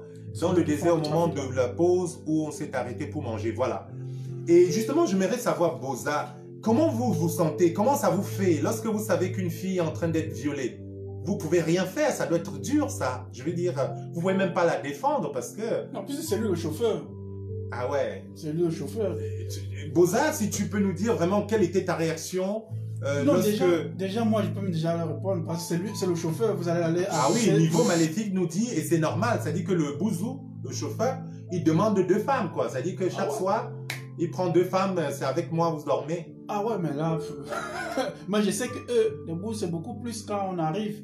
D'accord, donc ton parcours, mais dans leur parcours... Ouais, bon, moi, je ne peux pas parler ce que je n'ai pas... Bien sûr. Dans notre convoi... C'est pour ça qu'on a la chance d'avoir d'autres personnes qui nous apportent notre éclairage. Dans notre convoi, il n'y avait pas... Tu n'as pas eu... On n'a pas connu ça. Tu as eu la chance de ne pas connaître le viol. Surtout que nos pauses, c'était maxi 30 minutes. Oui. Maxi 30 minutes. Mhm. Et notre chauffeur, bon, je ne sais pas, peut-être qu'il avait déjà ciblé pour lui, bon, mais je sais que dans notre convoi, maxi c'était 30 minutes. Le temps un peu de... Et on était toujours assis. Pardon, je n'aurais pas dû rire, mais je peux m'empêcher de rire. Je fais partie de ces personnes quand quelque chose m'amuse, je peux rire même devant un cadavre. Non, c'est Niveau C'est Niveau qui nous dit qu'il faut prier que le bouzou ne soit pas un gay, quoi, qu'il soit pas un homosexuel. Mais oui, mais non, en même temps, pourquoi des filles devraient plus subir que des hommes? Niveau, je ne dis pas qu'ils ne le font pas, mais je dis dans mon convoi. Tu ne peux rien faire, Serge dit, sinon ils te laissent au désert, Oui, c'est bien non, ça. Non, ça c'est clair. Ils sont pas... Et c'est comme ça qu'ils violent même des hommes, j'imagine, justement, et tu ne peux rien non, faire. Moi, je ne ris pas, c'est juste un rire nerveux, Niveau. Moi, je sais. Ici, bonsoir Bintou, Rolem Benila, Aïssa Tussisford, El Commandante qui est arrivé. Partage nos trucs dans nos réseaux. S'ils refusent de livrer, les filles vont même passer à la casserole. Ah ben oui, c'est justement ce que nous dit Niveau Maléfique. Merci pour vos contributions. Je dis ceci, eux, les bouzous, tu ne peux rien faire avec eux. Parce qu'eux sont les chauffeurs. Oui. Ils sont en mesure de vous faire descendre tous sur leur véhicule. Bon, il ne va pas vous dire descendez. Donc il peut s'arrêter, dire que la pause. Vous descendez, il démarre son véhicule, pas il vous laisse. Comme ça? Oui, mais comme ça c'est clair. C'est comme ça qu'ils sont. Donc quand il dit là que on ne peut rien faire, c'est vrai, on ne peut rien faire. On ne peut rien faire. Si lui décide de prendre, il dit à cette fille, toi, passe comme ça. Toi, l'homme, même si tu es Maïtazo, tu ne peux pas l'empêcher. Ben oui. Tu ne peux il pas. a le pouvoir. C'est lui le chauffeur, c'est lui qui vous guide. Oui, le problème est que s'il vous laisse même la voiture, vous pouvez vous associer, et, je sais pas moi, l'attacher, tout ce que vous voulez, mais qui va conduire? Non, il y a les chauffeurs, mais est-ce qu'on maîtrise, celui qui va conduire, est-ce qu'il va maîtriser le chemin? Parce que ces bouses, eux, c'est leur chemin, ils connaissent, je ne sais pas qu'est-ce qui les guide, mais eux... Justement, au niveau maléfique, me dit que justement, ce sont que ces gens sont vraiment de vrais malades et ils me déconseillent de rire parce que ce n'est justement pas amusant. Non. Et j'imagine que c'est effectivement, ça doit être... Non, c'est la manière que tu as formulé la phrase qui m'a fait rire. Hein. C'est pas la situation qui est cocasse du tout. Justement, la situation est absolument grave. C'est la façon que tu as formulé qui me fait rire. C'est la manière de le dire. Il ne parle même pas français. Il ne parle pas français. Il agit seulement en fait. Ça dit lui fait les gestes seulement, il ne parle pas français. Et c'est pour ça que je me demandais, est-ce qu'ils sont bienveillants? Justement, je me demandais s'ils sont quand même gentils. Ils se disent que je suis quand même en train de conduire des gens qui connaissent la galère, qui veulent fuir la galère. Mais ils s'en fichent au fait. Il s'en fiche. Il fait son job. Il fait son job. Et il veut se satisfaire. Donc en fait, il peut avoir un instinct libidinal, il peut sentir un désir de se soulager. Il fait une pause juste parce qu'il veut régler deux, trois trucs avec une fille ou un garçon. Et vous attendez, vous n'avez rien à dire. Vous n'avez rien à dire. Il dit c'est lui le chauffeur. Et en plus, ils sont armés, nous dit Serge. Voilà, d'autres ont ils ont les longs couteaux là. Oui. Les longs couteaux en dents de scie. C'est ça. Oui, ils appellent ça les sabres, je crois. Ce sont peut-être des Touaregs généralement, non? Oui, oui, les Touaregs. Ah oui. Ouais, en fait, le vrai... leur ethnie, ce sont les Touaregs. Oui, dans le langage. Ce sont des guerriers, c'est les hommes du désert. Dans le vrai langage, c'est les Touaregs. D'accord. Ce sont les maîtres du désert, oui, en tout cas. Les maîtres du désert, les Touaregs. Exactement, ce sont eux. Bon, nous, on les appelle les bouzous. C'est ça, d'accord. Merci encore une fois de plus pour les contributions de nos amis qui sont en ligne, qui nous aident à éclairer, à comprendre cette situation. Nous sommes en train de parcourir, de vivre l'aventure de la vie. En tout cas, je fais cette répétition exprès pour dire que on va au-devant de la mort parce qu'on cherche la vie.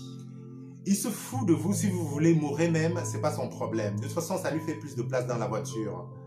Il n'y a aucune gentillesse envers les Noirs, dit Rolène. Ah oui, parce qu'il faut aussi considérer qu'il y a quand même un phénomène ethnocentriste, parce qu'on avait un phénomène raciste. Oui. Il considère que vous n'êtes que quantité négligeable, en fait.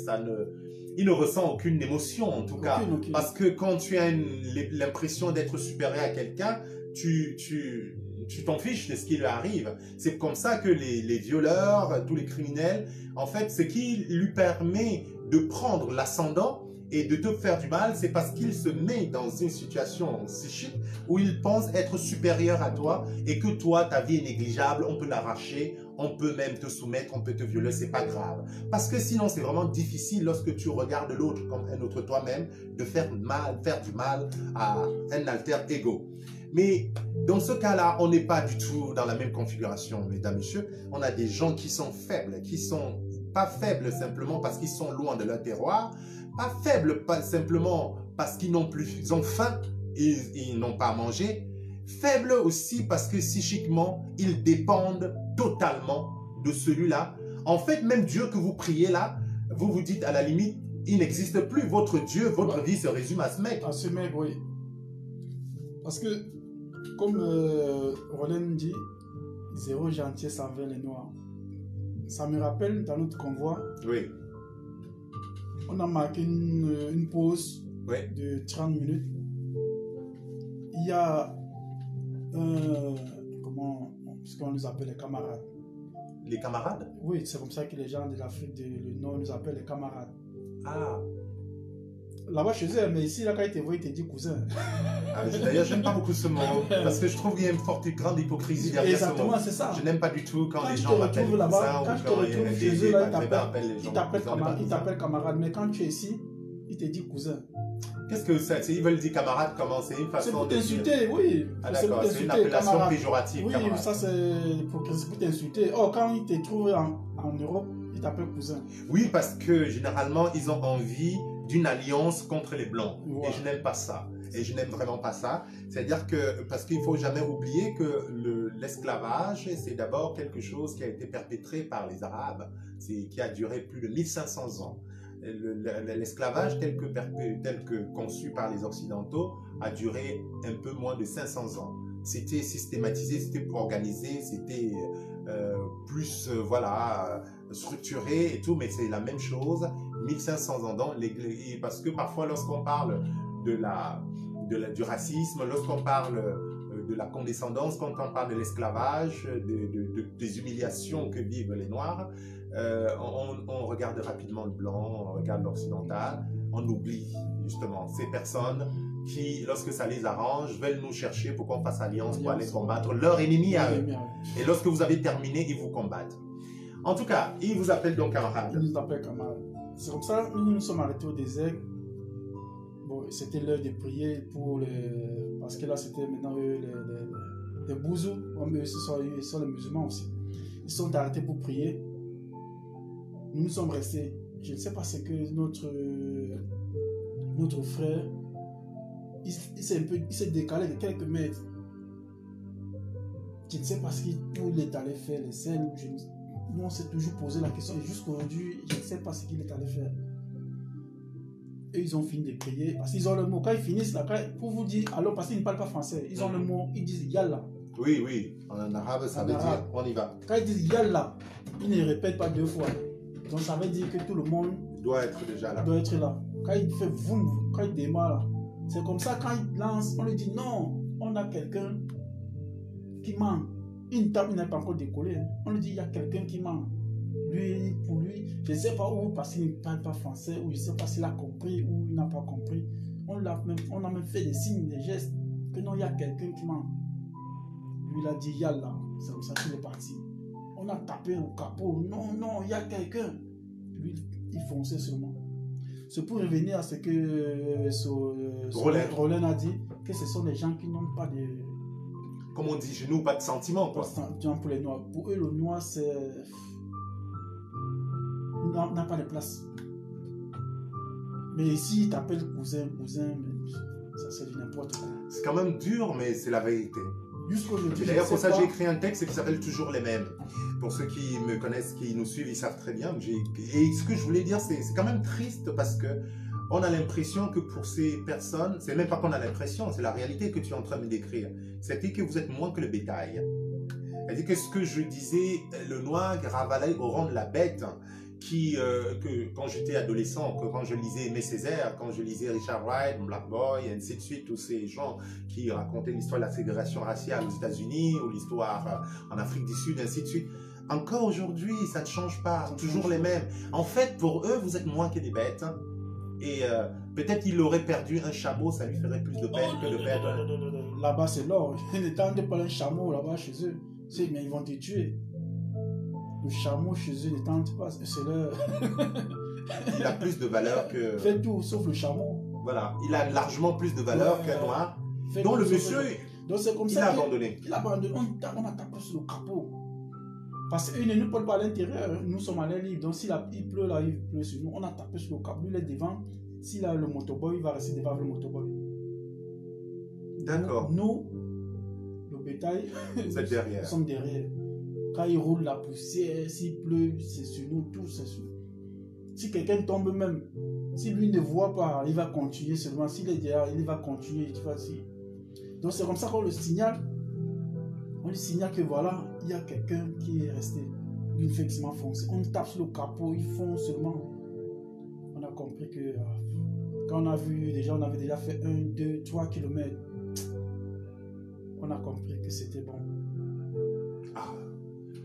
Ça doit être douloureux pour la personne lorsqu'il revient et voit la voiture partir. Nous sommes restés froids dans le véhicule jusqu'à Tamaracet. Jusqu'aujourd'hui, je ne sais pas ce que ce garçon, ce qu'il est allé faire à côté. Jusqu'aujourd'hui, moi, je me pose la question, mais qu'est-ce qu'il est allé faire à côté qu'il ne pouvait pas faire, là. Parce que généralement, justement, pour ceux qui connaissent, pour éviter cela, vous faites pipi dans le coin, quoi. On n'a pas besoin de non, tu te déplaces pas. Les filles comme les garçons restent là, quoi. Ce n'est pas la peine d'aller chercher des toilettes. Nous ne sommes pas dans une maison. On n'est pas dans un hôtel first class. Tu peux faire tes selles, tu creuses le sable là, tu fais tes selles là. Et il faut avoir... J'en ai vu les filles qui faisaient. Parce que là, c'est ta vie. Si tu quittes, même seulement pour 50 mètres, et que quand il a dit Yallah, s'il a démarré là, tu peux courir pour le rattraper. Non, c'est comme ça, c'est bouseux. Ça tout, quand c'est la pause, fais tout sur place là. Moi, j'ai fait pipi dans ton pantalon, quoi, dans ton femme. Oui, dans mon pantalon. J'ai fait pipi dans mon pantalon. En plus, c'était peut-être ton dernier pantalon. Mais bien sûr, je vais prendre les habits. Quand tu traverses le désert, tu vas pas. Parce que le sac, déjà, c'est déjà une place. Ouais. Le sac, c'est une place. Tu vas mettre le sac c'est une place. Ça va gêner. Parce qu'on s'assoit dos. Et on se tient les mains comme ça jusqu'à l'arrivée. Pour ne pas tomber. C'est-à-dire qu'il dit on s'accroche parce qu'on ne voyait pas bien. On se donne des accolades comme ça pour tenir. Oui, pour ne pas tomber. Et c'est tellement serré que de toute façon, ça ne bouge pas. En plus, ça tangue beaucoup des airs. Mais... J'avais envie de faire pipi. Quand tu as envie de faire pipi, il ne peut pas s'arrêter. Il te dit, attends la pause. Qu'est-ce que moi j'ai fait pipi sur moi? Bien sûr. Je fais pipi sur moi, je m'en fous. C'est un pantalon, je vais arriver devant. Je vais demander un pantalon à n'importe qui. Puis voilà. On vit au jour le jour, de toute façon. Oui, c'est ça, on vit au jour le jour. Donc, pour ce garçon, vraiment, jusqu'à aujourd'hui, je ne sais pas exactement ce qu'il est allé faire loin du véhicule. Je ne sais pas. S'il est allé faire les selles, jusqu'à aujourd'hui, je me demande bien où est-ce qu'il est passé. C'est comme ça qu'on l'a laissé. Et on a continué. J'espère qu'il n'était pas mort ou alors un véhicule. Je pense que ça doit être. Je pense qu'il y a plus de chances qu'il a vécu sa fin comme ça en l'espace de quelques secondes. Dieu seul sait. Et ça, c'est justement pour ceux qui nous écoutent, c'est comme ça qu'il faut comprendre cette aventure du désert. Parce que c'est ces subtilités, ces petites choses qui vous marquent à vie. Ce n'est pas, même si ça en fait partie, ce n'est pas que pour ceux qui ont subi le viol dans leur chair, ou pour ceux qui ont été volés, ainsi de suite, qui ont été bastonnés, qui ont subi l'esclavage, mais ces scènes d'abandon d'un être humain, c'est quelque chose d'horrible pour quelqu'un normalement constitué. Comme disait un de nos amis tout à l'heure, voir quelqu'un en train de mourir et tu ne peux rien faire, c'est d'un choc, c'est d'une violence traumatisante. Pour cette violence, il faut vraiment penser à se soigner, à une catharsis, à un procès, à quelque chose de thérapeutique. Il faut se faire accompagner, il faut parler, parce que ce sont des choses que tu contiens et c'est douloureux. Parce que quand je vois comment tu racontes cette scène, j'ai l'impression, en fait, quand je te regarde, tu es à cet endroit-là encore, au moment où tu me parles là, parce que bon, les autres n'ont pas la chance de te voir, mais on a l'impression que tu es retourné à cet endroit, parce que ce sont des choses qui marquent, que ce sont des choses traumatisantes. Parce qu'abandonner quelqu'un comme ça, et tu sais qu'il va mourir si on le laisse, c'est difficile. On culpabilise à un certain moment, on est gêné, on a honte, on se dit peut-être que j'aurais pu faire quelque chose. C'est de l'ordre de l'inconscient. Hein. La culpabilité n'est pas toujours le fait de dire que je suis sûr que c'est ma faute, non, sinon ce serait facile. Ce qui nous fait souffrir, justement, c'est toutes ces culpabilités inconscientes. Il faudrait vraiment dire à Aïssatou Sisfal, notre commandante, une grande sensibilisation pour éviter aux autres de vivre ces horreurs. Oui, c'est ce qu'on essaie de faire, c'est ce que beaucoup d'autres font et j'espère. Après, chacun fait ce qu'il veut, chacun choisit la vie qui lui semble être le meilleur chemin, mais il est important de savoir quand même vers où l'on mène. Après, si on a envie de continuer, on continue. Et donc, je reviens à notre chemin. Je rappelle juste à ceux qui nous rejoignent que nous sommes en train de parcourir le chemin de l'immigration par la route, à travers les déserts et les mers. Nous avons déjà fait un bon bout de chemin depuis Douala, au Cameroun, où est parti Landry, et nous avançons pas à pas. Nous n'allons pas aller jusqu'au bout, bien sûr, aujourd'hui. Nous allons tendant vers la fin. Et il y a notre ami qui demande pourquoi vous n'avez pas empêché ce gars de s'éloigner. Et elle se demande pourquoi vous n'avez pas empêché que cet ami, c'est Orly qui demande. Avant de partir du Niger, les consignes sont données par le passeur. Oui. Ne jamais s'éloigner du véhicule pendant les pauses. Non. Nous sommes arrivés en plein désert, c'était la pause prière pour le chauffeur. Lui-même, le chauffeur, il n'est pris par... En même temps, ces gens méchants, ils viennent de prier, quoi. Ouais. Ils abandonnent... Non, pour eux, c'est... Je ne sais pas, c'est... Oh, ce fameux bon Dieu. Chacun mange à sa sauce. Nous tous, on l'a vu. Nous, on se disait, bon, il y a d'autres gens qui peut-être il voulait faire. Moi je me dis peut-être c'était les selles, il voulait faire caca. Oui, il avait honte. Il ne voulait pas faire. Par contre, il y a les gens qui le font. Hein. Qui le font. Moi j'ai fait pipi dans le véhicule sur moi. Mais en fait, Aurélie se dit, personne n'a eu la présence de l'esprit de lui dire ne pars pas. On l'a vu s'éloigner quand même. On l'a vu s'éloigner. Oui, moi-même je l'ai vu. Parce que quand on se regroupe à la pause, on se regroupe tous au même endroit. Mais je vais te dire, peut-être que c'est le cas, peut-être que ce n'est pas le cas, mais justement le processus cérébral fait que, avec la fatigue, avec la faim, avec l'angoisse, avec le stress, on ne réfléchit plus de la même manière. C'est-à-dire qu'on peut vouloir faire quelque chose, mais ça ne nous vient pas à l'idée à l'instant. Parce que maintenant, avec le recul, lorsqu'on est dans une situation un peu confortable, on se dit, je l'aurais retenu même de force.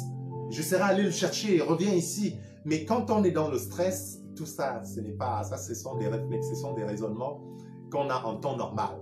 Mais quand on est dans une situation de fragilité, même le cerveau, il fonctionne au ralenti. Et laisse-moi te dire que même pendant les pauses de 30-45 minutes, il y a d'autres qui dorment. Mais qu'est-ce qu'ils font? Ils ne se déplacent pas. Hein. Quand on fait notre groupe, ils dorment au milieu. Ils dorment au milieu là. Ouais, c'est fatigant, franchement, c'est vraiment parce que fatigant. oui, l'autre chose qu'il faut retenir, c'est que vous êtes entassé derrière cette petite voiture, cette Jeep, et vous êtes debout. Debout. Il n'y a personne assis. Non, nous sommes assis, pas debout, nous sommes assis. Mais... Ah, vous vous tenez comme ça, assis. Oui, on se tient. Il y a des sièges ou pas? Ou bien c'est... Il y a des sièges au milieu. Il y a d'autres qui s'asseyent au milieu, d'autres qui s'asseyent sur la carrosserie du véhicule. Et quand vous êtes nombreux, quelqu'un ne peut pas tomber de la voiture? Justement, c'est pour ça qu'on se tient. D'accord. On fait une ceinture, tous, on se tient. Ah, d'accord. Quand ça part, on se tient, on ne se lâche pas. D'accord. Et là, on réussit quand même quelqu'un ne tombe pas? Non. Bon, mais il y a d'autres quand même qui... Mais c'est rare, c'est exceptionnel. Parce que cette mesure de sécurité là fait que les gens ont resté en bloc compact. On ne peut pas tomber. Parce que là, il n'y a que le siège au milieu. Oui. Les sièges qu'ils ont mis au milieu, ils s'asseyent dos contre dos. Oui. Ceux qui sont assis au milieu s'asseyent dos contre dos. Oui, c'est ça. Et maintenant, ceux qui sont sur la carrosserie, il y a d'autres, maintenant, qu'est-ce qu'on fait? On s'assoit, on donne le dos à l'intérieur. Oui. On donne le dos à ceux qui sont assis. Assis. Oui, c'est ça, sur la rangée du milieu. Oui, sur la rangée du milieu. Et tout est croisé, on entrecroise les bras. Et ceux qui sont assis au milieu, ils ne tiennent pas la ceinture. Ah ouais. Donc ils envoient ils vous enlacent comme ça pour te tenir. Et ceux qui sont au bord s'accrochent par les coudes. Oui, exactement. C'est comme ça. Voilà ce que ça s'appelle serrer les coudes. Se serrer les coudes, les gars. Pas parce que quand on a un petit confort, on dit on va rendre visite à quelqu'un, on se serre les coudes. C'est ça, se serrer les coudes. D'où l'expression se serrer les coudes. Ça fonctionne vraiment dans ce cas-là. C'est sauf qu'il faut... oui, c'est vrai, c'est sauf qu'il faut un moment. On a beau demander au chauffeur d'attendre, mais il n'a pas pu. On a seulement dit bon, ça va. On continue l'aventure. Lui, il est resté. Sauf qu'il peut. Est-ce que le soir où vous faites votre dernière prière à Arlit, dans ton cas, lorsque tu prends la route, tu n'es toujours pas conscient que ça va être difficile? Pas du tout. Surtout que l'étape là, on ne m'avait pas dit qu'on devait traverser... le désert? Ouais. Ah. C'est la seule étape que je n'étais pas... informé. Ah oui, les personnes qui t'ont orienté avant ont oublié de te préciser qu'après Arlit, sache que c'est le désert. Oui. Ah oui. Mais on m'a juste dit, bon, il y a une traversée là, mais je n'avais pas... Est-ce qu'ils n'ont pas voulu te protéger, ne pas te faire peur, les informateurs? Là, je ne sais pas. Mais c'est la seule étape où je n'ai pas... préparé psychologiquement. Je n'étais pas préparé. Et donc, le gars dit, il y a là, on rentre tous dans la voiture, on commence à laisser les dernières maisons. Exactement. Non, il y a là... Voilà, là oui, je veux dire que vraiment, je reviens un petit peu en arrière. Oui, en arrière, là, c'est au début. On laisse les dernières maisons, on voit qu'il y a moins de maisons, et tu te dis, tu vas où? Tu vas où? Et tu te dis, tu vas où là, au moment où tu vois la voiture avancer? On lui dit qu'on va en Algérie. Et quand tu vois qu'il y a moins de maisons, tu te dis, il y a le village voisin bientôt, c'est ça? Le village voisin bientôt, exactement. D'accord. Mais à un niveau... Après, quand tu fais... Non, mais là, c'est encore... comment je vais dire? Là, c'est quand... C'est les dernières maisons, tu vois encore les bougies, les lampes. Parce que nous, pour traverser au désert, on quitte toujours dans la nuit.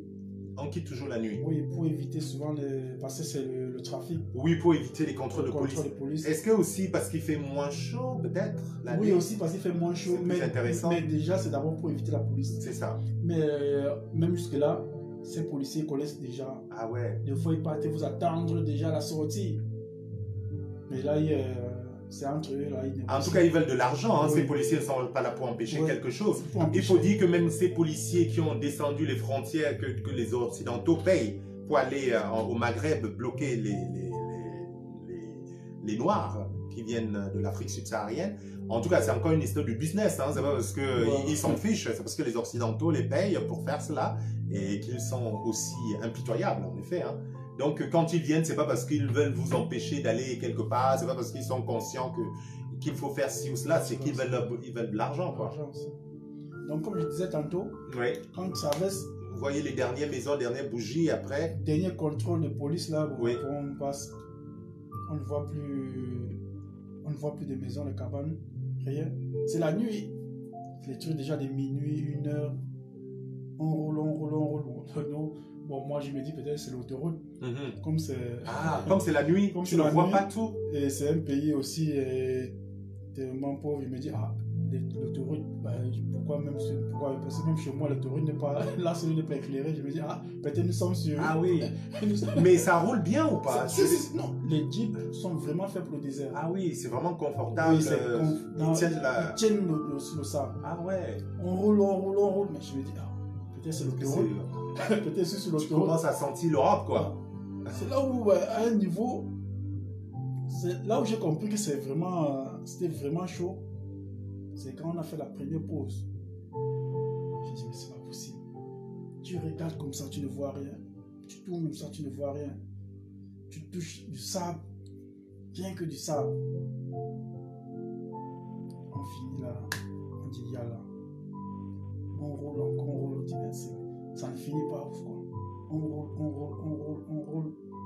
C'est la troisième pause qu'on a égarée. On s'est séparé avec notre. Avec ce monsieur que vous avez abandonné, qu'on a abandonné. Ouais, qu'on a abandonné. Il venait de quel pays? Il venait, je crois, du Congo. D'accord. Je crois que c'est le Congolais. En ce moment-là, vous reconnaissez toutes les nationalités, vous êtes regroupés par pays d'origine, vous êtes... Oui. Bon, quand nous sommes dans nos ghettos, Oui. quand tu arrives, tu vas trouver Camerounais, Congolais, machin, tout. En journée comme ça, les Camerounais ils sont dans leur coin, ils font les commentaires. Oui, Les parce Congolais, qu'ils ont oui. d'autres codes de langage Ouais, qui ils fait font, oui, qu'ils chacun comprennent mieux. a son code, on Oui, cause. oui. Mais le jour du départ, c'est mélangé. C'est D'accord. celui qui a l'argent qui part. Si tu n'as D'accord. pas l'argent, tu restes. Est-ce qu'on ressent une forme de solidarité? Est-ce que Oui, vous oui, devenez une communauté Ouais. en ce moment-là? Quand on parle au désert, on devient une communauté. D'accord. Mais à un niveau, cette communauté-là, ça ne sert plus à rien. Ah Parce que oui. c'est sauf qui peut. À un niveau, c'est sauf qui peut. C'est chacun pour soi. À ce niveau, il n'y a plus de... On est obligé si on veut survivre, quoi. On est obligé de... Chacun gère sa position à ce niveau. Donc c'est comme ça, l'aventure. Il y a des gens un peu plus faibles quand même pendant ce voyage, c'est-à-dire des gens, oui, qui sont moins résistants. Il y a des Non, gens mais musclés comme toi, J'ai dit la comme Serge, et j'ai- peut-être un niveau qui sont assez musclés pour tenir, mais il y en a qui sont moins Non, mais- musclés. Non, mais j'ai dit la première fois, la première semaine, que quand tu prends l'aventure, même si tu étais le plus peureux, tu deviens courageux. La force arrive, Oui, quoi. la force, ça reste. Si tu as été le plus peureux, tu deviens le plus courageux. Parce que là, tu es seul face à ton destin, tu ne peux rien. Tu es obligé de foncer. Avec le secousse dans le désert, il y a quand même des gens qui ont envie de vomir. Hein. Quelqu'un comme Oui, moi qui a mal. non, ça arrive. Il y a des gens qui ont envie de vomir et tout. Aussi, il y a la poussière aussi. La poussière. Ouais. On ne tombe pas malade, là, en ce moment-là? Ah bon, là, c'est... Même si tu es malade, Il n'y a pas de médicaments. il n'y a pas de médicaments. Il n'y a pas une pharmacie Tu vas, dans le tu coin, vas- tu quoi. vas supporter. Il n'y a pas de la- pharmacie de garde au il y a pas- désert. Il n'y a pas de pharmacie de garde au désert. Et puis ces gars n'ont pas une boîte, n'ont pas une pharmacie, je veux dire, c'est Bouzou, c'est doit être les Touaregs qui vous Ce conduisent. bousouman, il ne vous adresse pas la parole. Hein. Ah, ils vous parlent Il même ne vous pas. parle pas. Lui, son C'est problème, c'est très de conduire. Mais ça doit être dur, ça, parce que pour quelqu'un comme moi, ça doit être difficile. Ce sont vraiment ces petites choses, en fait, que je trouve blessantes. Parce que tu as quelqu'un dont votre vie dépend d'une certaine manière, qui est votre chef, qui vous guide, et il vous méprise, il ne vous regarde pas, il ne vous parle il pas. ne vous parle pas. Pour moi, c'est ne pas parler à un être individu, c'est le dénier une existence, c'est considérer qu'il n'est rien. Et c'est difficile ça pour moi. Il ne parle pas français, donc je ne sais pas comment il va, quel langage il va utiliser avec vous. Il ne parle pas français.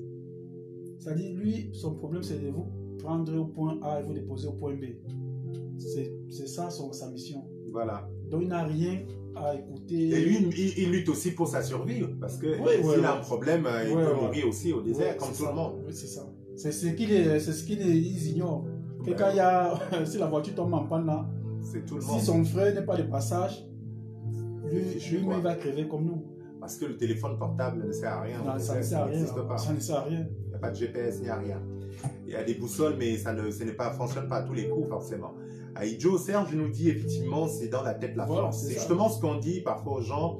La force n'est pas qu'une manifestation physique, c'est surtout dans la tête. Même dans les combats politiques, c'est bien ce qu'on explique aux gens. Ce n'est pas l'exercice de la violence physique, parce qu'on a l'autorité, on est l'État, c'est dans la tête que tout se joue. Donc c'est pour cela que le petit David peut être plus puissant que l'énorme Goliath, et que dans ce moment sur le trajet, qu'on soit bien musclé ou un peu moins musclé comme moi, ça c'est peu importe, c'est là-dedans, c'est dans la tête, ça se joue. Moi par exemple, avec mes 70 kilos, mais à l'époque quand je traversais là-bas, j'avais 65 kilos, mais j'ai affronté les militaires costauds.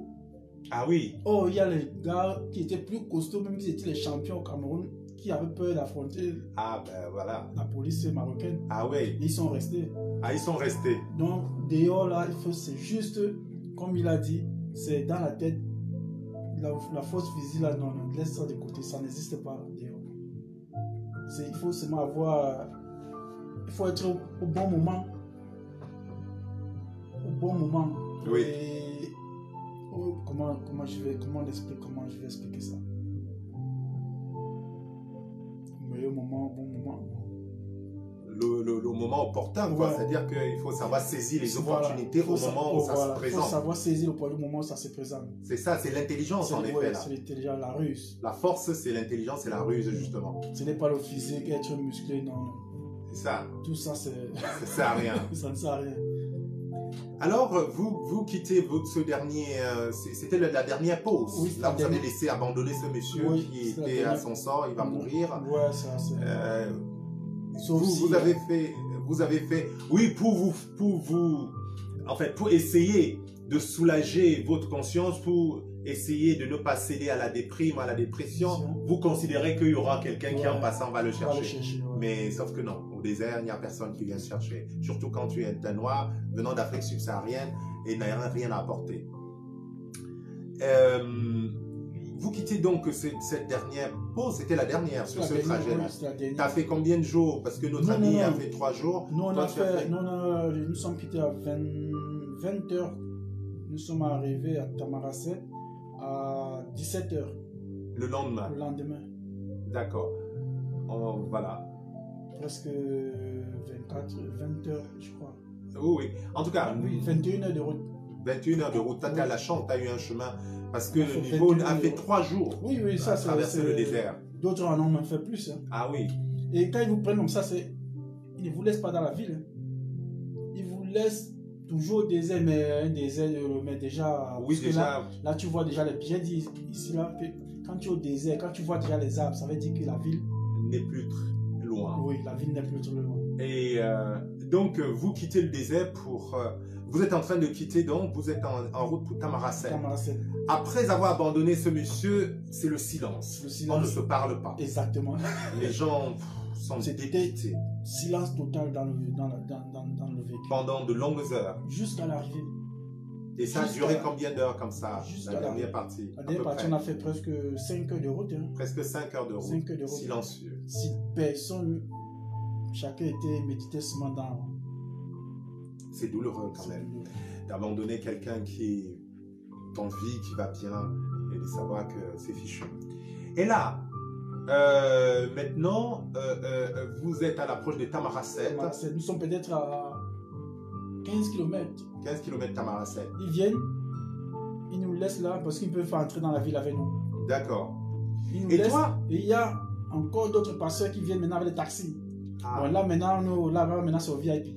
ah d'accord. Ils viennent avec les taxis. En fait, lorsque vous quittez Tamaracet, lorsque vous approchez Tamaracet, tu te dis enfin, qu'est-ce que tu te dis en ce moment-là? Tu te dis, enfin, Enfin, nous sommes toute la souffrance est derrière moi. et derrière. On a traversé On a traversé le plus dur. le plus dur.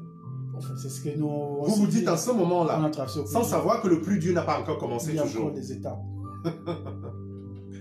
Et là même, quand je dis même il y a encore les étapes, là même pour arriver seulement dans la ville de Tamaracet, c'est encore... C'est toute une expérience, C'est- c'est tout un périple. C'est tout un choc encore. C'est ce qu'on va essayer de comprendre maintenant.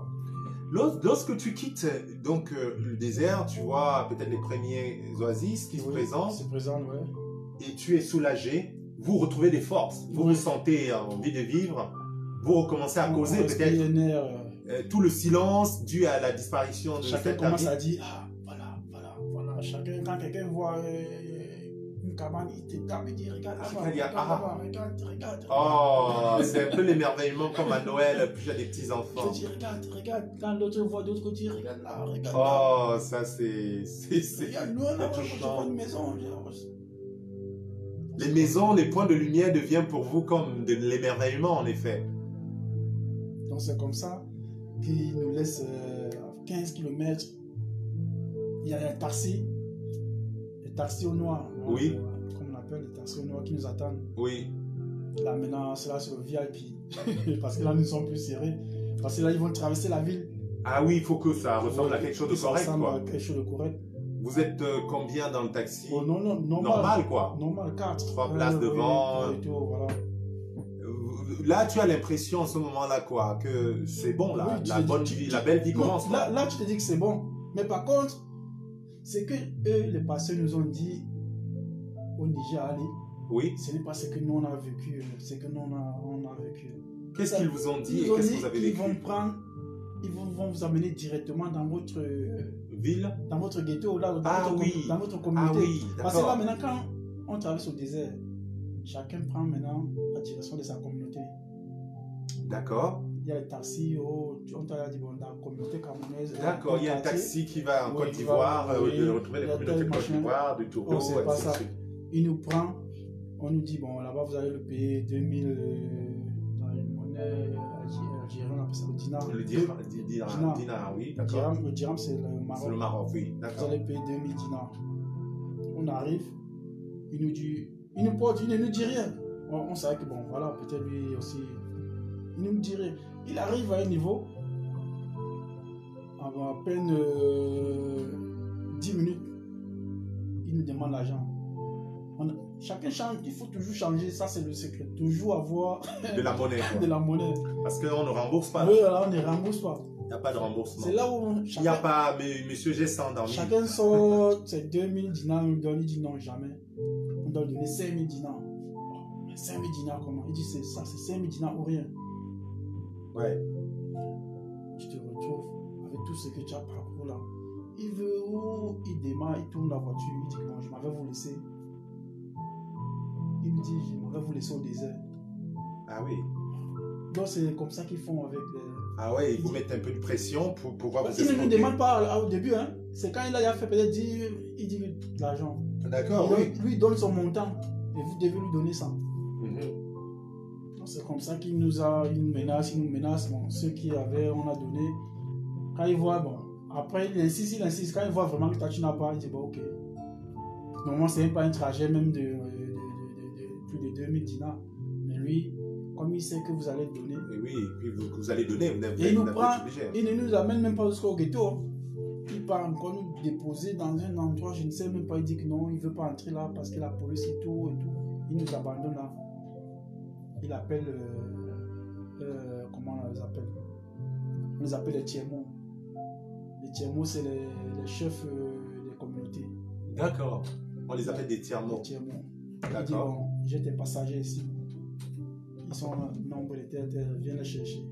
Et ce chef de communauté, qui le désigne, c'est son rôle, sa fonction, c'est quoi? Deux fois, c'est les plus anciens. Ils sont D'accord. partis en aventure, ils sont arrivés, ils ont eu, comment je vais dire, beaucoup n'ont plus le courage d'avancer. Ah, Ils sont restés avec leur ancienneté, ils ont créé leur petit ghetto. ah c'est peut-être parmi ceux-là qu'on retrouve les esclavagistes, en fait. Exactement, c'est là où je voulais venir. Ah, d'accord. Donc ils sont restés, ils n'ont pas pu avancer, ils ont créé le petit, donc il peut louer même une maison abandonnée. D'accord. Donc il accueille les migrants, machin et tout de sa communauté, il les met là. Vous voyez, contre une certaine somme d'argent. Donc ce sont ce qu'on appelle les tiers-mots. Ils sont en contact avec tous ces taximans. C'est tout un réseau. C'est tout un Très bien réseau. organisé. Et des fois, ce sont eux qui montent les taximans contre vous pour vous stocker de l'argent. Ce sont tout ce qui est mafia là-bas, ce sont eux qui organisent tout ça. Jusqu'aux femmes. C'est-à-dire quand les femmes arrivent, ils connaissent déjà que dans le convoi qui arrive là, il y a 3 femmes, il y a comme tel nombre de femmes. Et quand vous venez comme ça, il a déjà réservé les hommes pour ces femmes-là. C'est pour ça qu'il y a beaucoup d'entre eux là qui ne peuvent pas mettre pied ici là en Europe. C'est que peut-être on va les déchiqueter parce qu'ils ont fait aux gens là-bas. Ils ne peuvent pas rentrer au Cameroun. D'autres ne peuvent pas rentrer au Cameroun, d'autres ne peuvent plus rêver, ne peuvent plus chercher à venir et ne vont plus venir en Europe parce qu'il y a beaucoup qui ont escroqué leur argent, ils ont fait du mal. C'est-à-dire, ils prenaient des filles comme ça, ils vendaient. Voilà, chers amis, nous allons bientôt arrêter l'émission pour aujourd'hui. Je salue Hortense Dormo, nous sommes vers la fin, René Queigneux ou Brandon Lebeau, nous deux qui est en ligne. Nous allons conclure pour ce volet. Nous allons poursuivre, nous allons nous arrêter comme ça ici aux portes de Tamaracet parce que ce qui va suivre est encore très dur. C'est encore très... Ce que je viens d'écouter, et justement quand on voit quelqu'un qui est victime, qui devient le bourreau. C'est triste. C'est la misère humaine par excellence. Il y a Boza qui dit qu'il a l'impression quand tu racontes que tu étais dans le même convoi, c'est possible. Peut-être que tu sois un compagnon de route, que tu sois un frère de voyage. En tout cas, ce sont des parcours différents mais qui se ressemblent parce que la souffrance est la même. Tout ce qui vous parcourt l'esprit, c'est à peu près la même chose. Ils deviennent à leur tour des esclavagistes violents, violeurs, escrocs. C'est exactement ça, Rolène, et c'est ce qu'est en train de nous décrire Landry. Et nous allons nous arrêter aux portes de Tamaracet, parce qu'il y a déjà beaucoup de choses assez lourdes que nous avons vécues comme ça. Nous nous retrouverons la semaine prochaine, je vous préviendrai, un autre soir. Abonnez-vous à ma page, si vous voulez. Suivez-nous sur ma chaîne YouTube ou sur Dr. Nana Kitchen Project. Pour être au courant, c'est pas la peine d'être ami Facebook parce que je ne gère pas trop ça. Et si ça vous intéresse, bien sûr, et partagez aussi dans vos réseaux parce que nous essayons juste de faire notre part, tout simplement. Comme beaucoup d'autres personnes font leur part pour que la vie soit meilleure, pour que notre humanité grandisse un peu. Chacun fait sa part avant de partir. Et ce temps de partage n'est pas pour nous juste une récréation. C'est un temps de réflexion et je remercie beaucoup des personnes comme toi qui viennent témoigner. Si vous-même vous avez des expertises sur des situations de vie, ça m'intéresse. Les récits de vie, comment les gens racontent leur vécu, c'est la meilleure façon d'enseigner, c'est la meilleure façon de partager, c'est la meilleure façon de nous aider, nous autres qui connaissons un peu moins, à comprendre la complexité, le réel des situations et des trajectoires. En fait, là, et celles qui disent qu'elles ont échappé justement au viol, comment elles font? On va y revenir la semaine prochaine, dans la prochaine émission. Nous allons rentrer dans la réalité de Tamaracet. On a fini avec l'Afrique noire. Je vais te laisser répondre. On a fini avec l'Afrique noire. On a traversé le désert. On a connu tout ce que nous avons dit là. Et on pense que c'est terminé. On pense que c'est enfin bien que tout le plus difficile est derrière nous, alors que le plus difficile n'a toujours pas commencé. Après toutes ces horreurs. Et je te laisse répondre, justement. Je vais répondre à Oui. celles qui disent qu'elles n'ont rien Subi. subi. Bon, il y a d'autres filles qui ont déjà leur bourreau sur place. Donc, comment je vais dire, leur protéger. Oui, C'est la avant respect les- de proxénète. Oui, avant de sortir, peut-être que ils ont déjà leur protégé qui dit viens. D'autres partent voir le tiers-mot, ils payent sa tête. Parce que sans vous mentir, toutes ces filles, Elle passe à la casserole. voilà. Toutes ces filles, tu vas voir quelqu'un qui a un peu ses moyens, il vient là le soir, il dit j'ai besoin de tel. Il donne l'argent au tiers-mot. Mais les filles qui ont déjà les protégés là-bas, bon, ceux qui sont dans le gouvernement, comme on les a dit, parce que c'est un gouvernement, on dit, ceux qui sont dans le gouvernement, si tu as eu un protégé au gouvernement, sois sûr, personne ne peut te toucher. On sait comme ça. Boza nous dit que c'est difficile d'échapper justement au viol pour une fille Voilà. avec toutes ces étapes. quoi.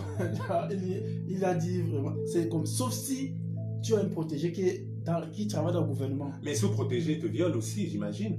C'est parce que Bon, peut-être, de non? fois, d'autres, les protégés sont peut-être les ex.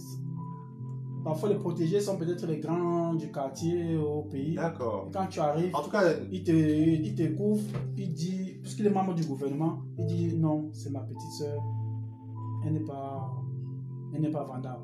d'accord. Elle n'est pas vendable.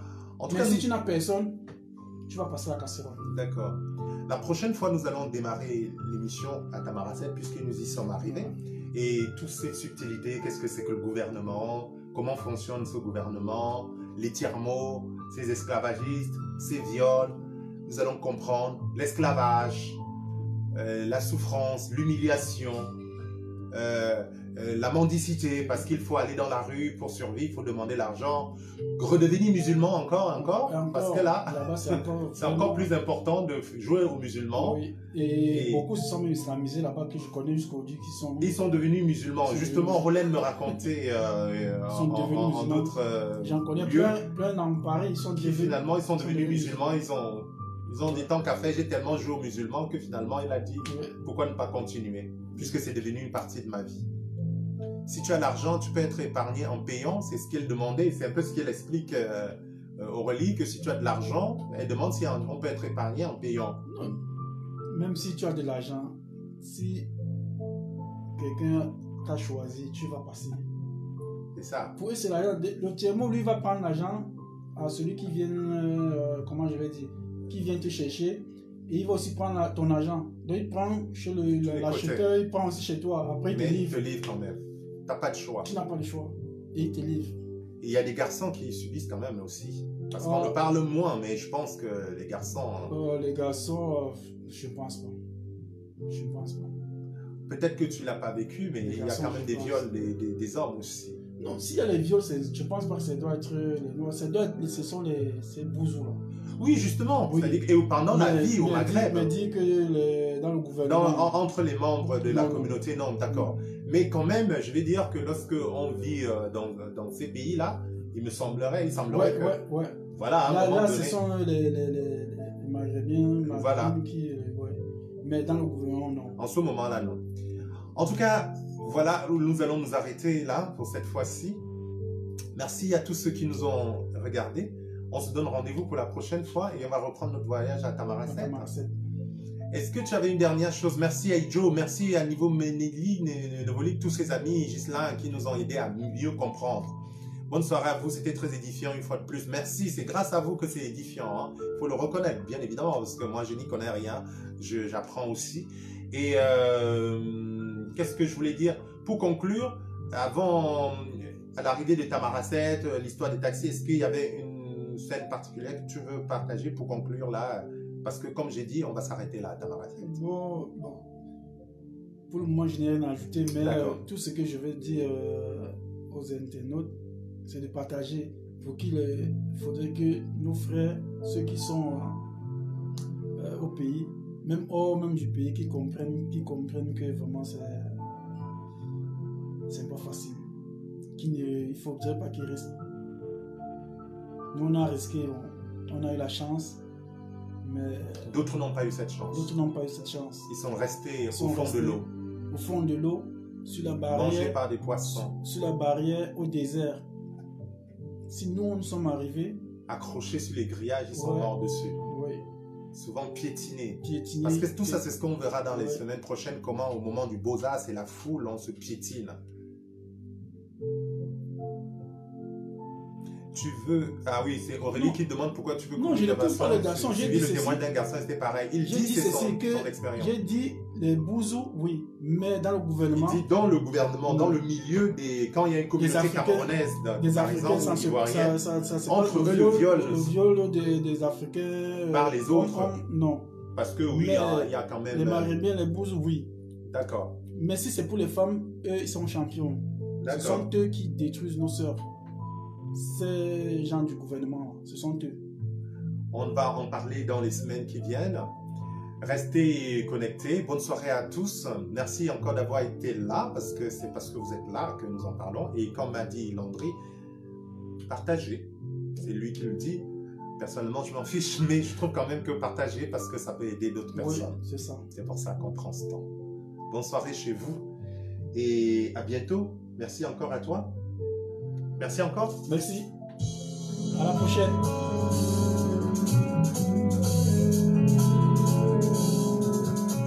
Que cherches-tu, dis-moi, l'ami? À dimanche prochain, on continue notre série. Et pour les fidèles amis, mercredi, je suis avec la Reine Blanche. On va évoquer une autre forme d'aventure, l'aventure de la vie dans son petit village. Ce sera mercredi à 20h, comme d'habitude, 18h temps universel. On parlera d'une autre aventure, celle de Claude Jiquet-Bergeret, la Reine Blanche, dans son village Krouchouk. Comment elle aussi s'est installée dans ce lieu. Et on revient dimanche prochain dans cette longue série, récit de vie, récit de route, récit d'immigration. Bonsoir chez vous. Une vie meilleure quelque part. J'estime aussi au-delà sur cette terre. Je ne mourrai pas, je vivrai.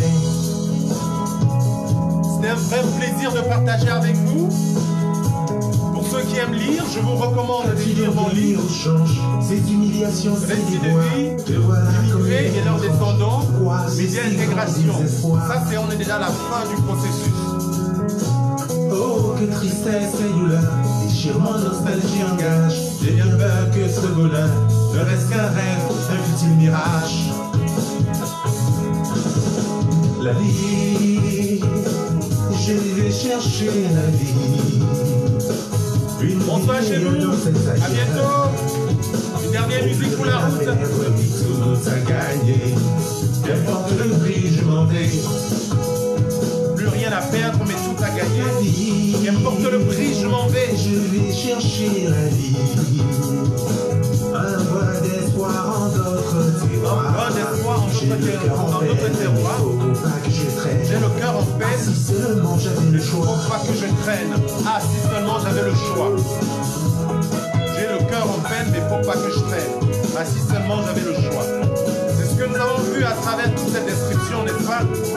Je remercie encore tous ces amis qui nous ont aidés à comprendre le phénomène par leurs interventions.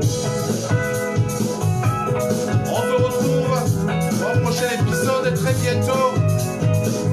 Bonsoir Hélène, bonsoir Aurélie, Christiane et les autres.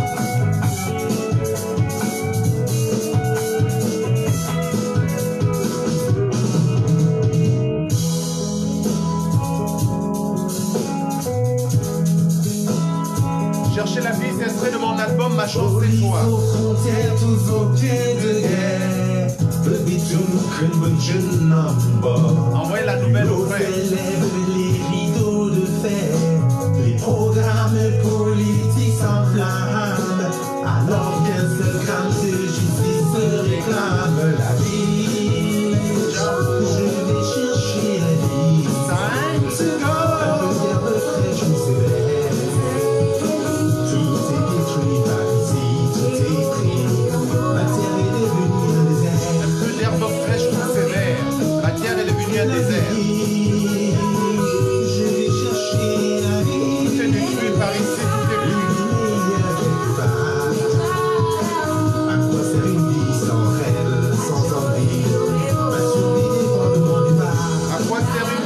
rêve sans envie. la vie. Ma survie dépend de mon départ. Je vais chercher la vie. Une vie meilleure, même quelques heures. Même quelques heures. Une lueur de couleur à mon cœur. Je veux vivre et je veux vivre. Et un peu de bonheur, mon cœur, je me délivre et je veux vivre. Je vais chercher la vie. Une